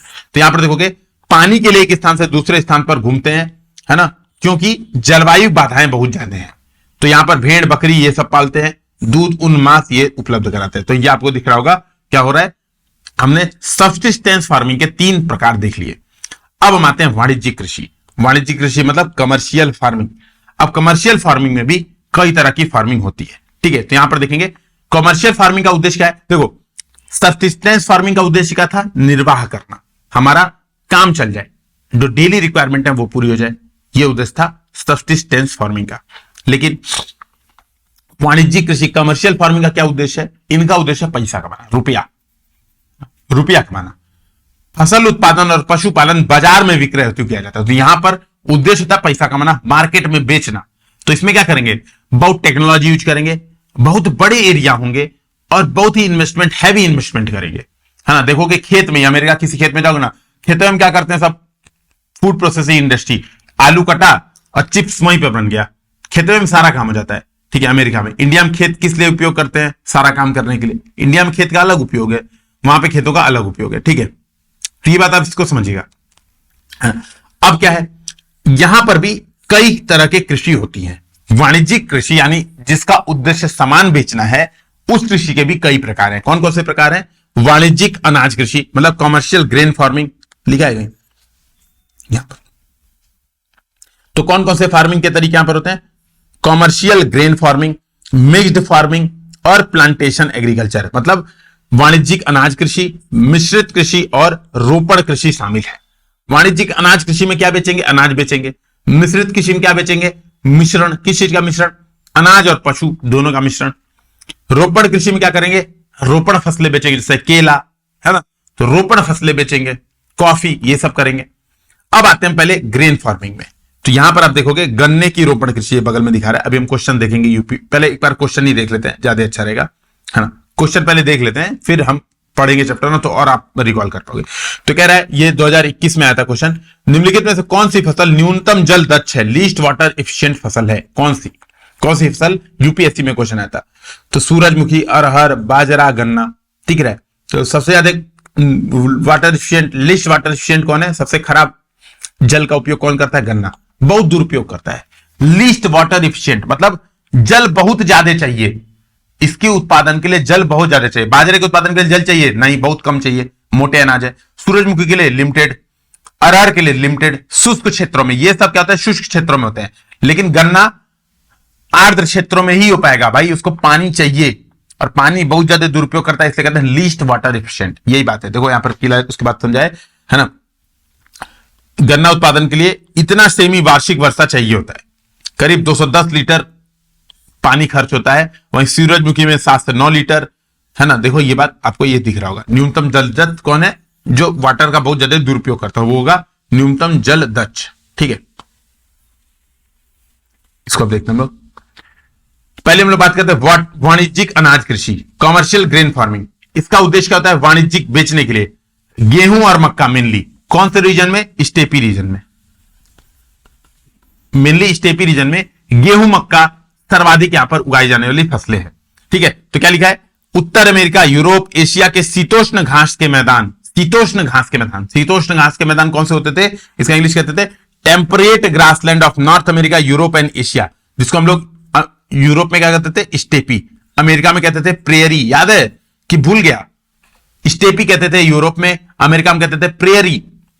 इन घास के मैदानों में क्या होता था, जो घासें होती थी छोटी होती थी, पौष्टिक घासें होती थी, उन घासों की जगह हमने क्या किया, बड़े बड़े लैंड थे तो हमने क्या किया, यहां पर कर दिया। ये सैकड़ों हेक्टेयर वाले बड़े फार्म यहां पर होते हैं और विरल आबादी वाले क्षेत्र हैं, बहुत छोटी आबादी है, तो इनका मेन टारगेट होता है माछ बेचो। केवल एक फसल यहां पर उगाई जाती है क्योंकि अत्यधिक ठंड वर्धन काल को बाधित करती है, ठंडा खूब पड़ता है, क्योंकि शीतोष्ण घास के मैदान है, टेम्परेट रीजन है, ठंडा खूब पड़ता है। इस कारण से क्या करते हैं, केवल आप ये समझ सकते हो एकल फसल यहां पर उगाई जाती है, तो हर साल या तो गेहूं या तो मक्का उगाते हैं। फिर मिश्रित कृषि, मिक्स्ड फार्मिंग, इसमें क्या करते हैं, भूमि का उपयोग भोजन और चारे की फसलों के लिए उगाने और पशुधन पालन के लिए करते हैं, दोनों काम करते हैं, भोजन के लिए फसल या चारा उगाना और पशुपालन, दोनों काम कर रहे हैं, फसल भी उगा रहे हैं, पशुपालन भी कर रहे हैं। कहां पर, यूरोप, पूर्वी संयुक्त राज्य अमेरिका मतलब eastern USA, Argentina, south east Australia, दक्षिण पूर्वी ऑस्ट्रेलिया, न्यूजीलैंड और दक्षिण अमेरिका, अफ्रीका में यह प्रचलित है। मिक्स्ड फार्मिंग यहां पर प्रचलित है। अब आते हैं रोपण कृषि।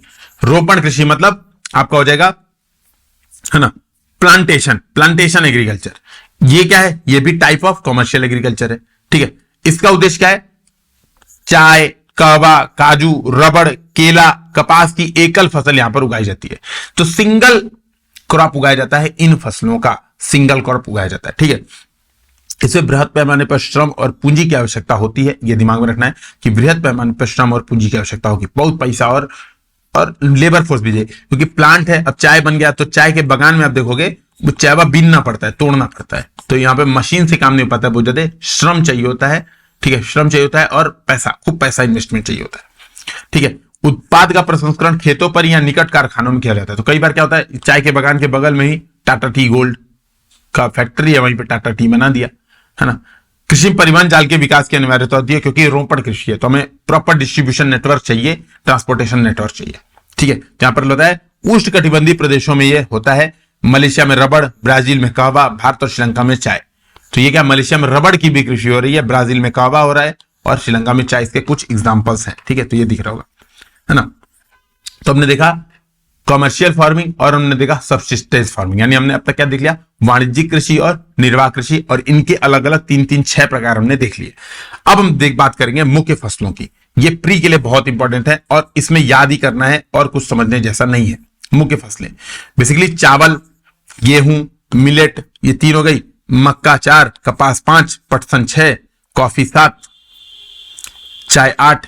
ये 8 फसलों की बताए कि कहां पर उगते हैं ये फसल कहां पर उगते हैं, और ये आपके लिए बहुत महत्वपूर्ण है। जैसे देखो एग्जाम में क्या प्रश्न पूछेगा, ऐसा प्रश्न एग्जाम में ऐसा प्रश्न पूछेगा, यह फसल उपोष्ण प्रकृति की है, उसके लिए कठोर पाला हानिकारक है। मतलब ये जो फसल है कठोर पाला पड़ा तो गया, ठीक है, कठोर पाला बहुत ही हानिकारक है, ये बात समझिएगा।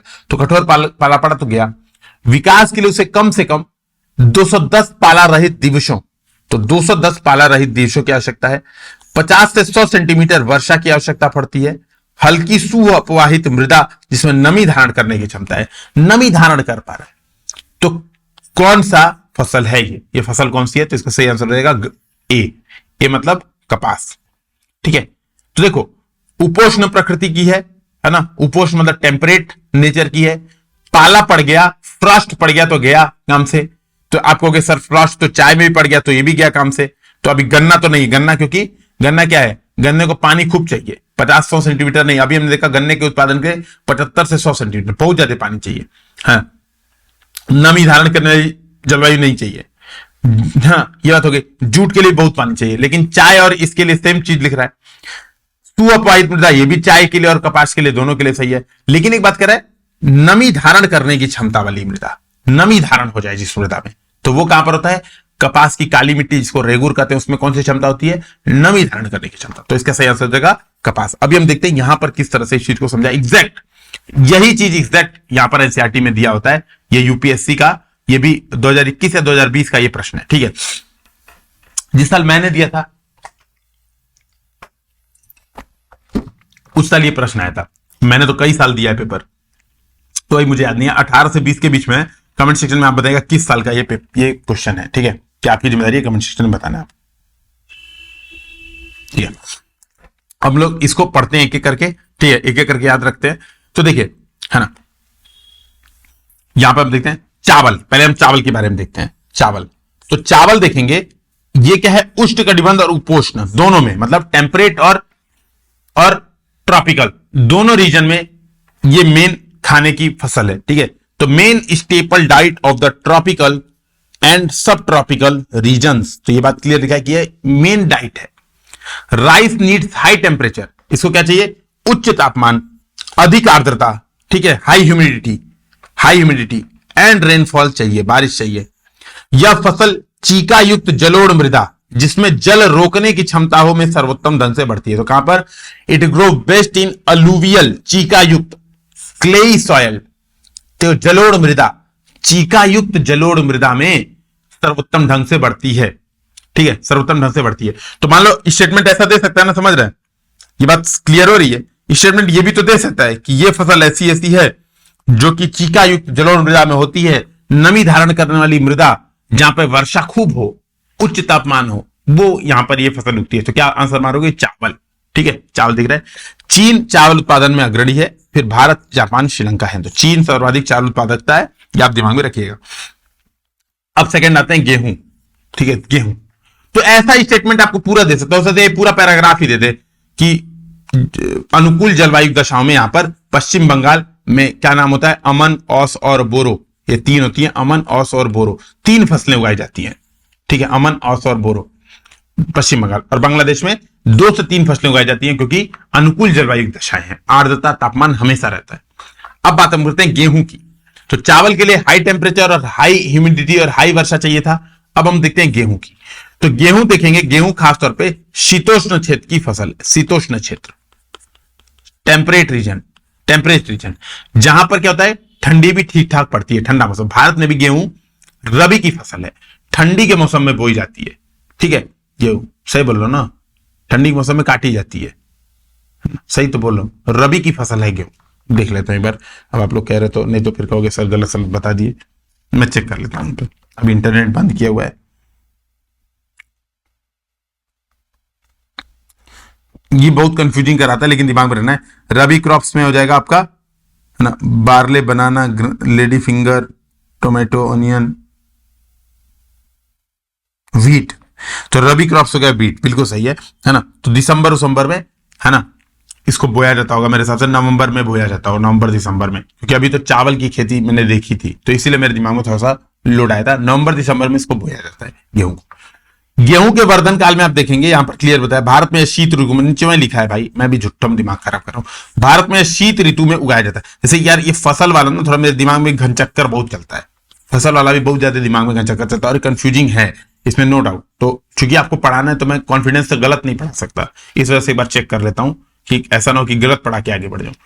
तो गेहूं के वर्धन काल में जब यानी ये डेवलप हो रहा है, जब wheat requires moderate temperature during growing season, तो जब ग्रोइंग सीजन है तो ये क्या हो रहा है, इसके लिए मॉडरेट टेम्परेचर चाहिए, मध्यम तापमान चाहिए और वर्षा चाहिए, ठीक है। और कटाई के समय तेज धूप चाहिए, तो मतलब जब बढ़ेगा तो मध्यम तापमान और वर्षा चाहिए, मतलब शीत ऋतु, ठीक है। और जब कटाई यानी पक जाए फसल तो तेज धूप यानी वही ग्रीष्म ऋतु चाहिए। इसका विकास सुअपवाहित डुमट मृदा में सर्वोत्तर ढंग से होता है, यानी वेल ड्रेन्ड लोमी सॉयल। तो वेल ड्रेन्ड लोमी सॉयल है तो बहुत बढ़िया ग्रो होगा। कहां पर, यूएसए, कनाडा, अर्जेंटीना, रूस, भारत में बहुत ज्यादा उगाया जाता है। भारत में शीत ऋतु में उगाया जाता है, यहां पर लिखा हुआ है, ठीक है, यहां पर लिखा। अगला है मिलेट, या मोटे अनाज के रूप में भी जाने जाते हैं।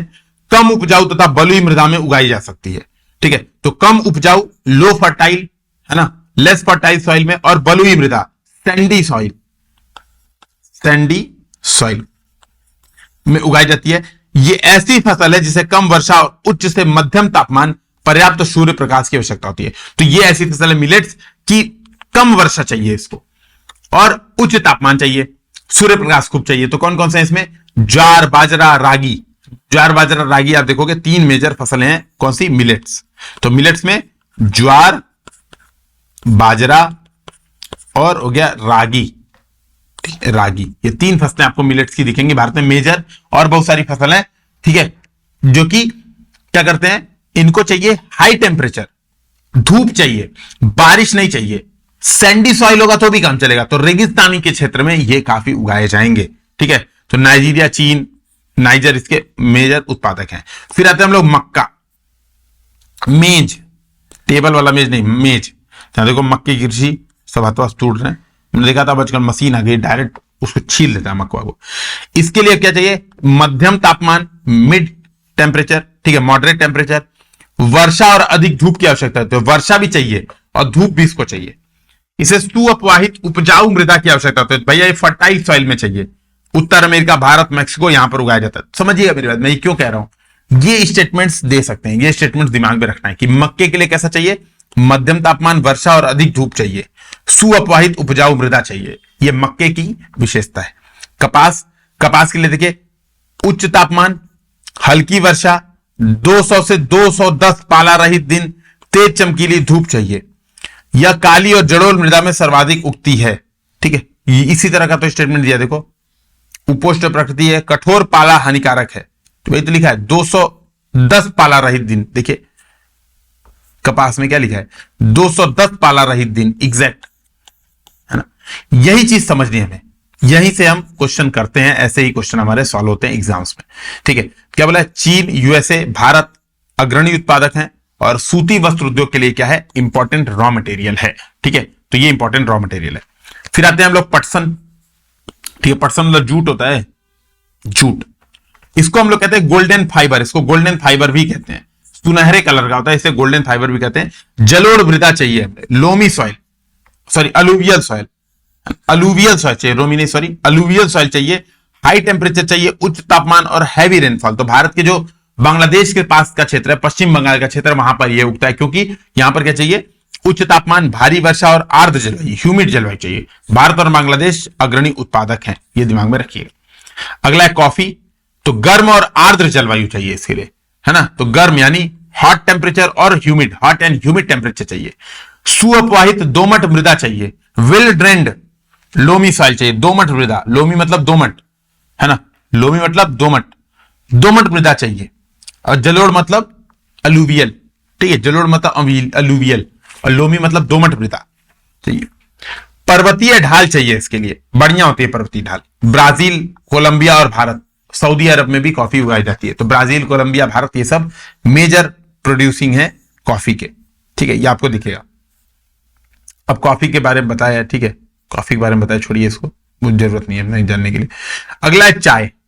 चाय क्या है, इसके लिए ठंडी जलवायु और वर्ष भर समवितरित उच्च वर्षा की आवश्यकता होती है। तो हाई वर्षा चाहिए, लेकिन पूरे वर्ष बारिश हो। ऐसा ना हो कि एक दिन बारिश खूब ज्यादा हो गई, अगले दिन सूखा पड़ गया, ऐसा नहीं। Daily distributed, well distributed rainfall इसके लिए चाहिए। और सुअपवाहित दुमट मृदा और मंद ढाल चाहिए, मंद ढाल, लो स्लोप चाहिए, और अधिक संख्या में श्रमिकों की भी आवश्यकता होती है।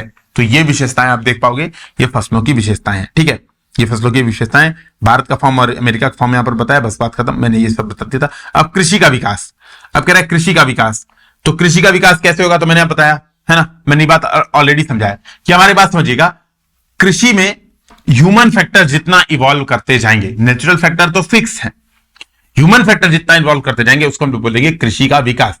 तो पहले क्या था, पहले नेचुरल फैक्टर बहुत ज्यादा था, अब ह्यूमन फैक्टर बहुत ज्यादा बढ़ रहा है। तो हम कैसे करते हैं, है ना, बोए गए क्षेत्र को विस्तार कर दें, या तो ठीक है बंजर भूमि को क्या करें, उपयोग कर रहे हैं, चारागाह भूमि को उपयोग कर लें, उत्पादन बढ़ाएं। बेसिकली कृषि का विकास मतलब उत्पादन कैसे वृद्धि हो, उत्पादन में कैसे वृद्धि हो। तो उत्पादन में वृद्धि कैसे होगी, प्राकृतिक कारणों से और मानव जनित कारणों से, दो कारणों से वृद्धि होगी।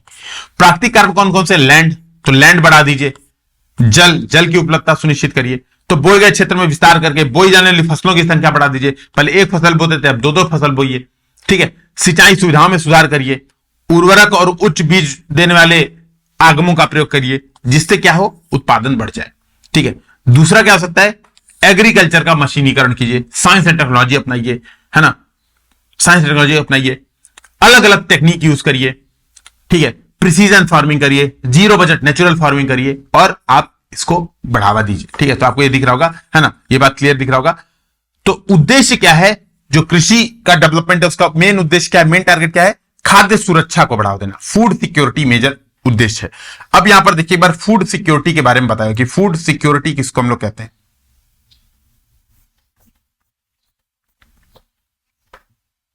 ठीक है, तो कह रहा है फूड सिक्योरिटी तभी उपलब्ध बनी रहती है जब सभी व्यक्तियों को क्रियाशील और स्वस्थ जीवन जीने के लिए आहार की आवश्यकता और प्राथमिकता के आधार पर हर समय, तो क्या बात कह रहा है, आहार, स्वस्थ जीवन जीने के लिए आहार, क्रियाशील और स्वस्थ जीवन मतलब क्या कह रहा है, एक्टिव एंड हेल्दी लाइफ के लिए, एक्टिव एंड हेल्दी लाइफ के लिए क्या हो, न्यूट्रिशियस फूड हो। ठीक है, पर्याप्त हो, सुरक्षित और पौष्टिक हो। ठीक है, सफिशिएंट हो, सेफ और न्यूट्रिशियस फूड हो। तो ये डिफिनेशन याद रखनी है, sufficient, safe and nutritious food जब हर व्यक्ति को अवेलेबल हो तो हम बोलेंगे खाद्य सुरक्षा है। ऐसा नहीं कि चावल उपलब्ध कर दिया और कहे खाद्य सुरक्षा, नहीं। पहली बात तो भरपेट होना चाहिए, दूसरी बात वो पौष्टिक होना चाहिए। ठीक है, ऐसा नहीं होना चाहिए अपौष्टिक, नहीं, पौष्टिक होना चाहिए। बस उसमें कुछ और भी तो मिले, दाल भी मिले, थोड़ा सा चोखा भी मिल जाए, है ना, तो चावल दाल चोखा मस्त, क्या हो गया, सफिशिएंट और न्यूट्रिशियस फूड भी हो गया। ठीक है, ये बात समझ लीजिए, इसको बोलेंगे। इसको आप अलग तरीके से कर सकते हैं 4A से, जो मैं बार बार बताता रहता हूं। 4A मतलब अफोर्डेबिलिटी, अवेलेबिलिटी, एक्सेसिबिलिटी और अवेयरनेस। अवेयरनेस, ये 4A अगर उपलब्ध है, 4A से ऊपर वाले 3 भी अवेलेबल हैं, तो हम बोलेंगे फूड सिक्योरिटी है। ठीक है, हालांकि चारों उपलब्ध होने चाहिए। जैसे अफोर्डेबल, भोजन सस्ते दामों पर उपलब्ध हो। भाई भोजन उपलब्धता है, क्या कह रहा है, कह रहा है भोजन उपलब्ध हो, भोजन उपलब्ध हो लेकिन बड़ा महंगा हो, उपलब्धता है लेकिन बड़ा महंगा, तो काम चलेगा नहीं। तो भोजन सस्ते दामों पर, अफोर्डेबल भोजन उपलब्ध हो, पहली बात। दूसरा अवेलेबल हो, तो अवेलेबल भी होना चाहिए भाई भोजन, अलग अलग तरह के, कुछ लोग मीट मछली खाते हैं, कुछ लोग खाते हैं, खाद्य आवश्यकताएं सबकी अलग अलग है ना, तो कुछ लोग जो है चावल खाते हैं, तो चावल उपलब्ध होना चाहिए। ठीक है, तो अवेलेबल हो पौष्टिक भोजन, और इसमें क्या हो, न्यूट्रिशियन भी अवेलेबल हो, दोनों चीजें। तो पौष्टिक भोजन यानी न्यूट्रिशियन अवेलेबल हो, मतलब इसमें भाई क्या कहते हैं, vitamin A, vitamin B, B12 ये सब होना चाहिए, गोल्डन राइस ये सब होना चाहिए, और एक्सेप्टेबल हो। भाई अगर मैं मछली खाइबे नहीं करता हूं, तुम मुझे मछली ला दो, लो मच्छी खा लो, तो हम खा पाएंगे, नहीं, हो ही नहीं सकता, संभव नहीं है। तो एक्सेप्टेबल भी होना चाहिए, यानी स्वीकार्यता भी होनी चाहिए, और अवेयरनेस हो। ठीक है, अवेलेबल है, सब चीज था, अफोर्डेबल भी था, लेकिन हमें पता नहीं था कि ऐसा कुछ है। मतलब अफोर्डेबल भी भोजन उपलब्ध है, अवेलेबिलिटी भी है, मतलब भोजन है ही हमारे पास, और एक्सेप्टेबल भी है, मतलब हम खाते हैं अगर मछली तो मछली मिल रही है, लेकिन उनको पता नहीं है कि मिल रही है। तो ये 4A फैक्टर्स अगर हैं तो हम बोलेंगे खाद्य सुरक्षा है। ठीक है, तो 4A फैक्टर से भी आप खाद्य सुरक्षा बता सकते हैं, या तो ये डिफिनेशन याद कर लीजिए, इससे भी बता सकते हैं, आपकी जो इच्छा आप वो याद कर लीजिए। ठीक है, तो हर समय पर्याप्त, सुरक्षित और पौष्टिक खाद्य पदार्थ अगर उपलब्ध होगा स्वस्थ जीवन जीने के लिए, स्वस्थ एवं क्रियाशील जीवन जीने के लिए, तो हम बोलेंगे खाद्य सुरक्षा। और जो डेवलपमेंट हो रहा है एग्रीकल्चर डेवलपमेंट, उसका मेन टारगेट है खाद्य सुरक्षा को बढ़ावा देना। अभी जो यूक्रेन क्राइसिस चल रही है, यही प्रॉब्लम हो रही है ना। अब दो केस स्टडी दिया है, और केस स्टडी हम लोग ऐसे यूज करते हैं। ये केस स्टडी आप ऐसे में भी यूज कर सकते हैं, ऐसे में इंट्रोडक्शन। अगर कृषि पर कोई निबंध आता है, ठीक है, कृषि पर कोई निबंध का प्रश्न आता है, तो आप आराम से धूमधाम से इस तरह का इंट्रोडक्शन लिख सकते हैं, दो फॉर्म्स की तुलना कर सकते हैं। तो इसने कहा एक भारत का फॉर्म दिखाया, एक दिखा रहा है अमेरिका का फॉर्म। बोल रहे देखो दोनों में क्या अंतर है, तो कह रहा है भारत का एक जगह है उत्तर प्रदेश, उसका एक जिला है गाजीपुर, ठीक, गाजीपुर, जहां पर अफीम की खेती होती है गाजीपुर में, ठीक है। तो गाजीपुर डिस्ट्रिक्ट है।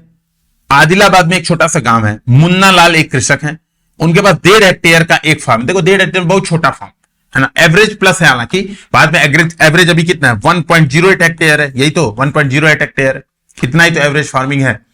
लेकिन मुन्ना लाल के पास थोड़ा सा अधिक है, 1.5 हेक्टेयर है, छोटा किसान है, लिखा है ना, गांव का एक छोटा किसान है। उसका आवास मुख्य गांव में है, मेजर गांव में रहता है ये। अधिक उपज देने वाले बीजों को खरीदता है वो, ठीक है। तो बाजार से वो खरीदता है बीज, अधिक उपज देने वाले हाई यील्ड वेराइटी के बीज वो खरीदता है, मार्केट में जो उपलब्ध होते हैं ये खरीदता है वो। उसकी भूमि उर्वर है, क्यों, गाजीपुर में है, उर्वर भूमि होगी, सिंपल सी बात है, ठीक है। इसकी भूमि उर्वर है, वर्ष में कम से कम 2 फसलें उगाता है, गेहूं, चावल और दालें। तो 2-3 बार कृषि करता है वो वर्ष, ठीक है, 2-3 बार कृषि करता है। कृषि के लिए वो क्या करता है, सलाह लेता है, यानी ये क्या है, टर्शरी सर्विसेज, कृषि उत्पादन कर रहा है, उसके लिए वो सेवाएं ले रहा है, किससे, सरकारी कृषि अधिकारियों से सेवाएं लेता है, ठीक है।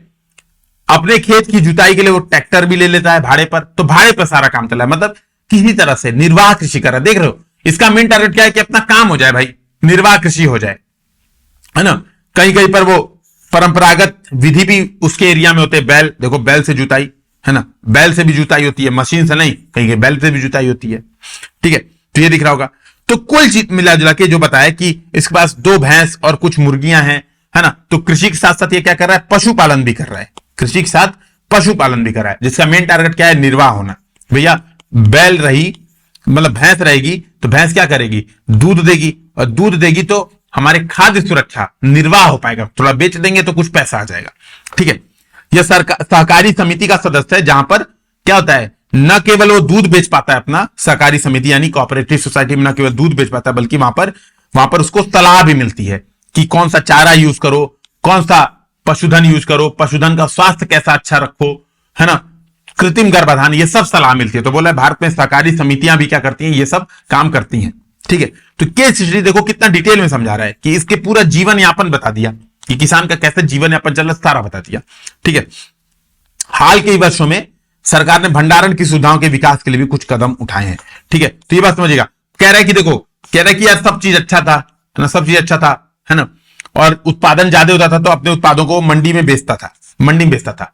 इसके साथ के जितने सारे किसान हैं, जब उत्पादन ज्यादा होता है तो मंडी में अपना सामान बेचते हैं, लेकिन जब उत्पादन में ज्यादा हो जाता है तो मंडी में सामान बेचेंगे तो कम मिलेगा ना, डिमांड सप्लाई। रमन सर पढ़ा रहे हैं इकोनॉमिक्स, यही पढ़ाएंगे सबसे पहले लेक्चर में, डिमांड है सप्लाई।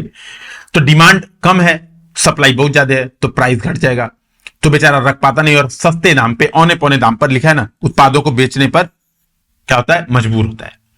अब सरकार क्या कर रही है, इस समस्या के समाधान के लिए भंडारण सुविधाओं का विकास कर रही है सरकार, कुछ कर रही है। कमेंट सेक्शन में देख कौन कौन से, मेगा फूड पार्क बना रही है, एग्रीकल्चर एस्मा एक्ट सही किया, है ना, स्टोरेज वाला एक्ट सही किया। तो बहुत सारे सरकार प्रयास कर रही है ताकि भंडारण सुविधाएं बढ़े, है ना। वो क्या बोलते हैं, वो बहुत सारी चीज लाई है। एक होता है कि नमा नहीं आ रहा, मतलब वो क्या करते हैं, उसको रिसिप्ट एक देते हैं, वेयर हाउस, हाँ, वेयर हाउस रिसिप्ट देते हैं, ठीक है। तो आप बेसिकली अपना जाके वेयर हाउस में रख देते हो सामान, सरकारी भंडारण गृह में सामान रख देते हो, वहां पे आपको रिसिप्ट देते हैं कि आप ये, है ना, निगोशिएबल वेयर हाउस रिसिप्ट, सरकार ये भी कॉन्सेप्ट लाइए, NWR, याद आ गया, ठीक है, NWR का कॉन्सेप्ट लाइए, नेगोशिएबल वेयर हाउस रिसिप्ट का। तो आप क्या करते हो, अपना एग्रीकल्चर प्रोड्यूस ले जाके वेयर हाउस में रख दिया, वहां से आपको रिसिप्ट मिल गया कि तुम्हारे पास इतना खाद्यान्न था, ये हम रख रहे हैं। उसको आप ले जाके मार्केट में लोन ले सकते हो, उससे नेगोशिएट करा सकते हो कि मेरा इतना सामान है, तुमको इतना लोन दे दो, जब सामान बेच देंगे बढ़िया मौसम में तो हम आपको पैसा वापस कर देंगे। तो नेगोशिएबल वेयर हाउस रिसिप्ट का भी सरकार कॉन्सेप्ट लेके आई है, ठीक है, ये हो गया।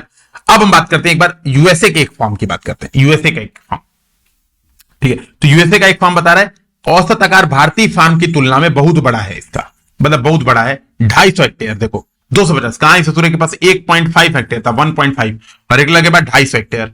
चल ही नहीं पाओगे, सुबह से लेके चलते रहो चलते रहो चलते रहो, 3-4 दिन लग जाएगा फार्म में घूमने में। तो आपको लगता है कि ये बैल से खेती कर पाएगा? कभी नहीं, बैलवा चलत चलत मर जाएंगे कुल, एक बार जुताई नहीं हो पाएगी।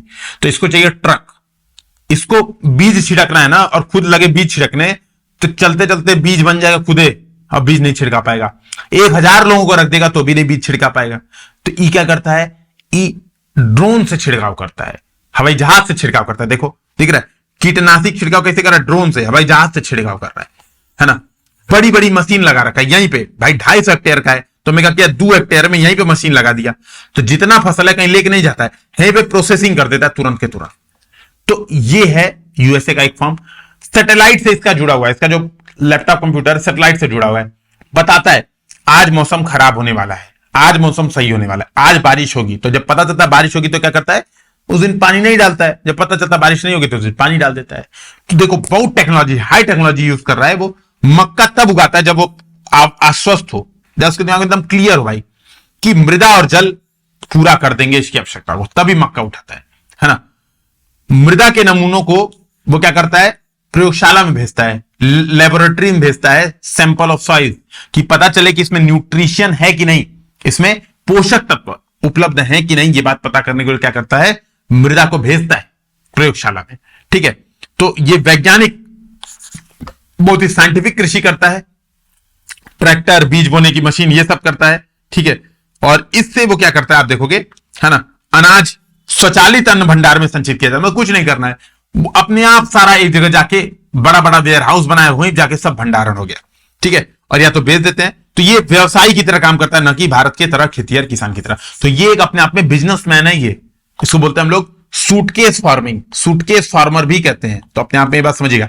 तो यूपीपीसीएस या यूपीएससी में ऐसा क्वेश्चन पूछ सकता है, सूटकेस फार्मिंग निम्नलिखित में से किसको कहते हैं? तो पहला सूटकेस की खेती, दूसरा वाणिज्यिक अन्य कृषि, तीसरा हथियारों की खेती, तालिबान, है ना, और चौथा देखना एक भी व्यक्ति का गलत नहीं होगा, कॉफी की कृषि, कॉफी देखना एक भी व्यक्ति गलत, सब बताएंगे सर वाणिज्यिक कृषि से आंसर।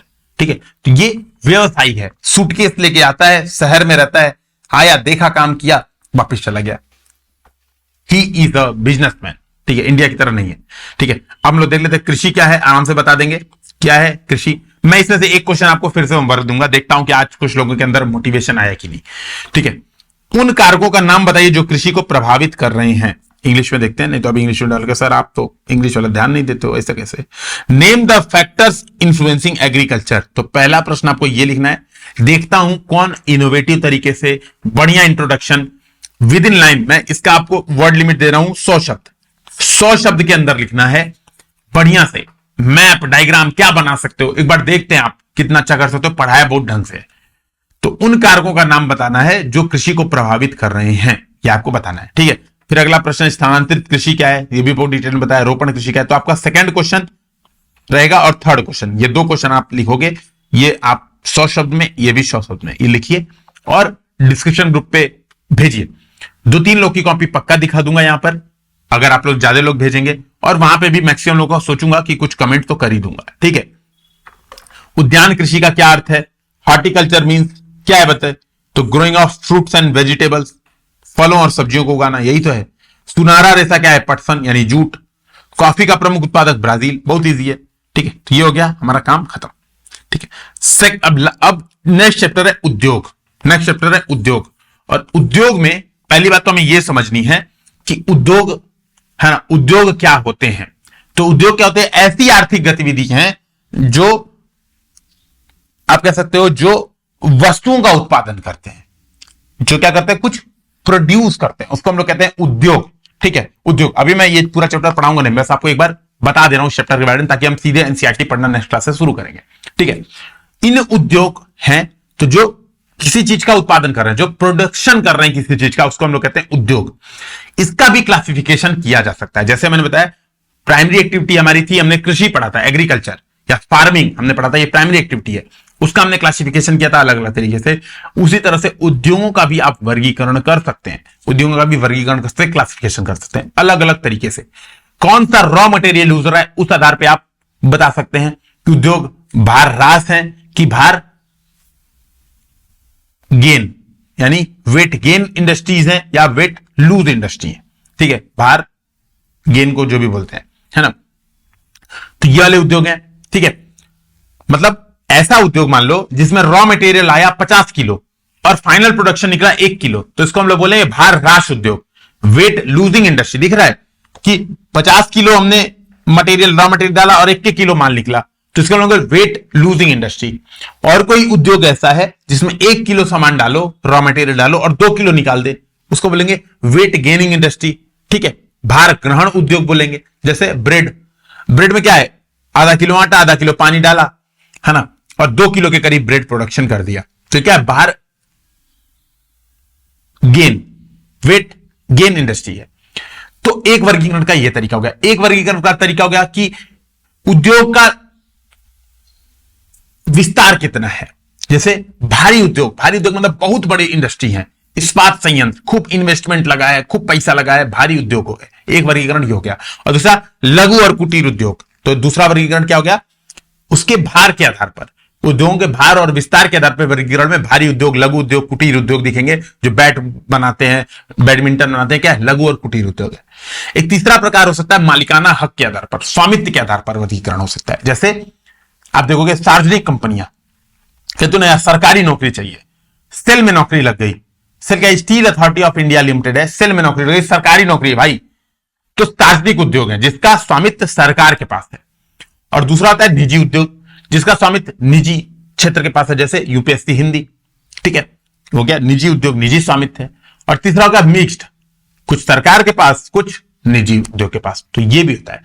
इसी में होता है स्वामित्व के आधार पर सहकारिता, सहकारी उद्योग, मतलब लोगों के पास स्वामित्व है, 10, 20, 50 लोग हैं, उन्होंने कमेटी बनाई और उस उद्योग का स्वामित्व रख लिया, जिसको बोलेंगे सहकारी कृषि, मतलब सहकारी इंडस्ट्री। ठीक, कोऑपरेटिव इंडस्ट्री।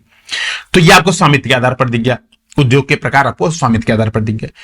एक वर्गीकरण हो गया। अब दूसरा जो इस चैप्टर में हमें पढ़ना है वो पढ़ना है फैक्टर ऑफ लोकेशन। क्यों उद्योग एक विशिष्ट अवस्थिति पर ही निर्भर है, ये हमें पढ़ना है। क्यों ऐसा है कि उद्योग एक लोकेशन पर निर्भर है। तो एक चीज ध्यान रखो, आप अपने आप को बना लो इंडस्ट्रियलिस्ट और सोचो आपको कहीं पे इंडस्ट्री लगानी है तो क्या, कैसे सोच के लगाओगे, क्या सोच के लगाओगे इंडस्ट्री कहीं पर, तो वहां पे आपको फायदा मैक्सिमम हो, पहली बात, तभी तो लगाओगे भाई, पैसा कमाना है ना, पैसा कमाओगे, है ना।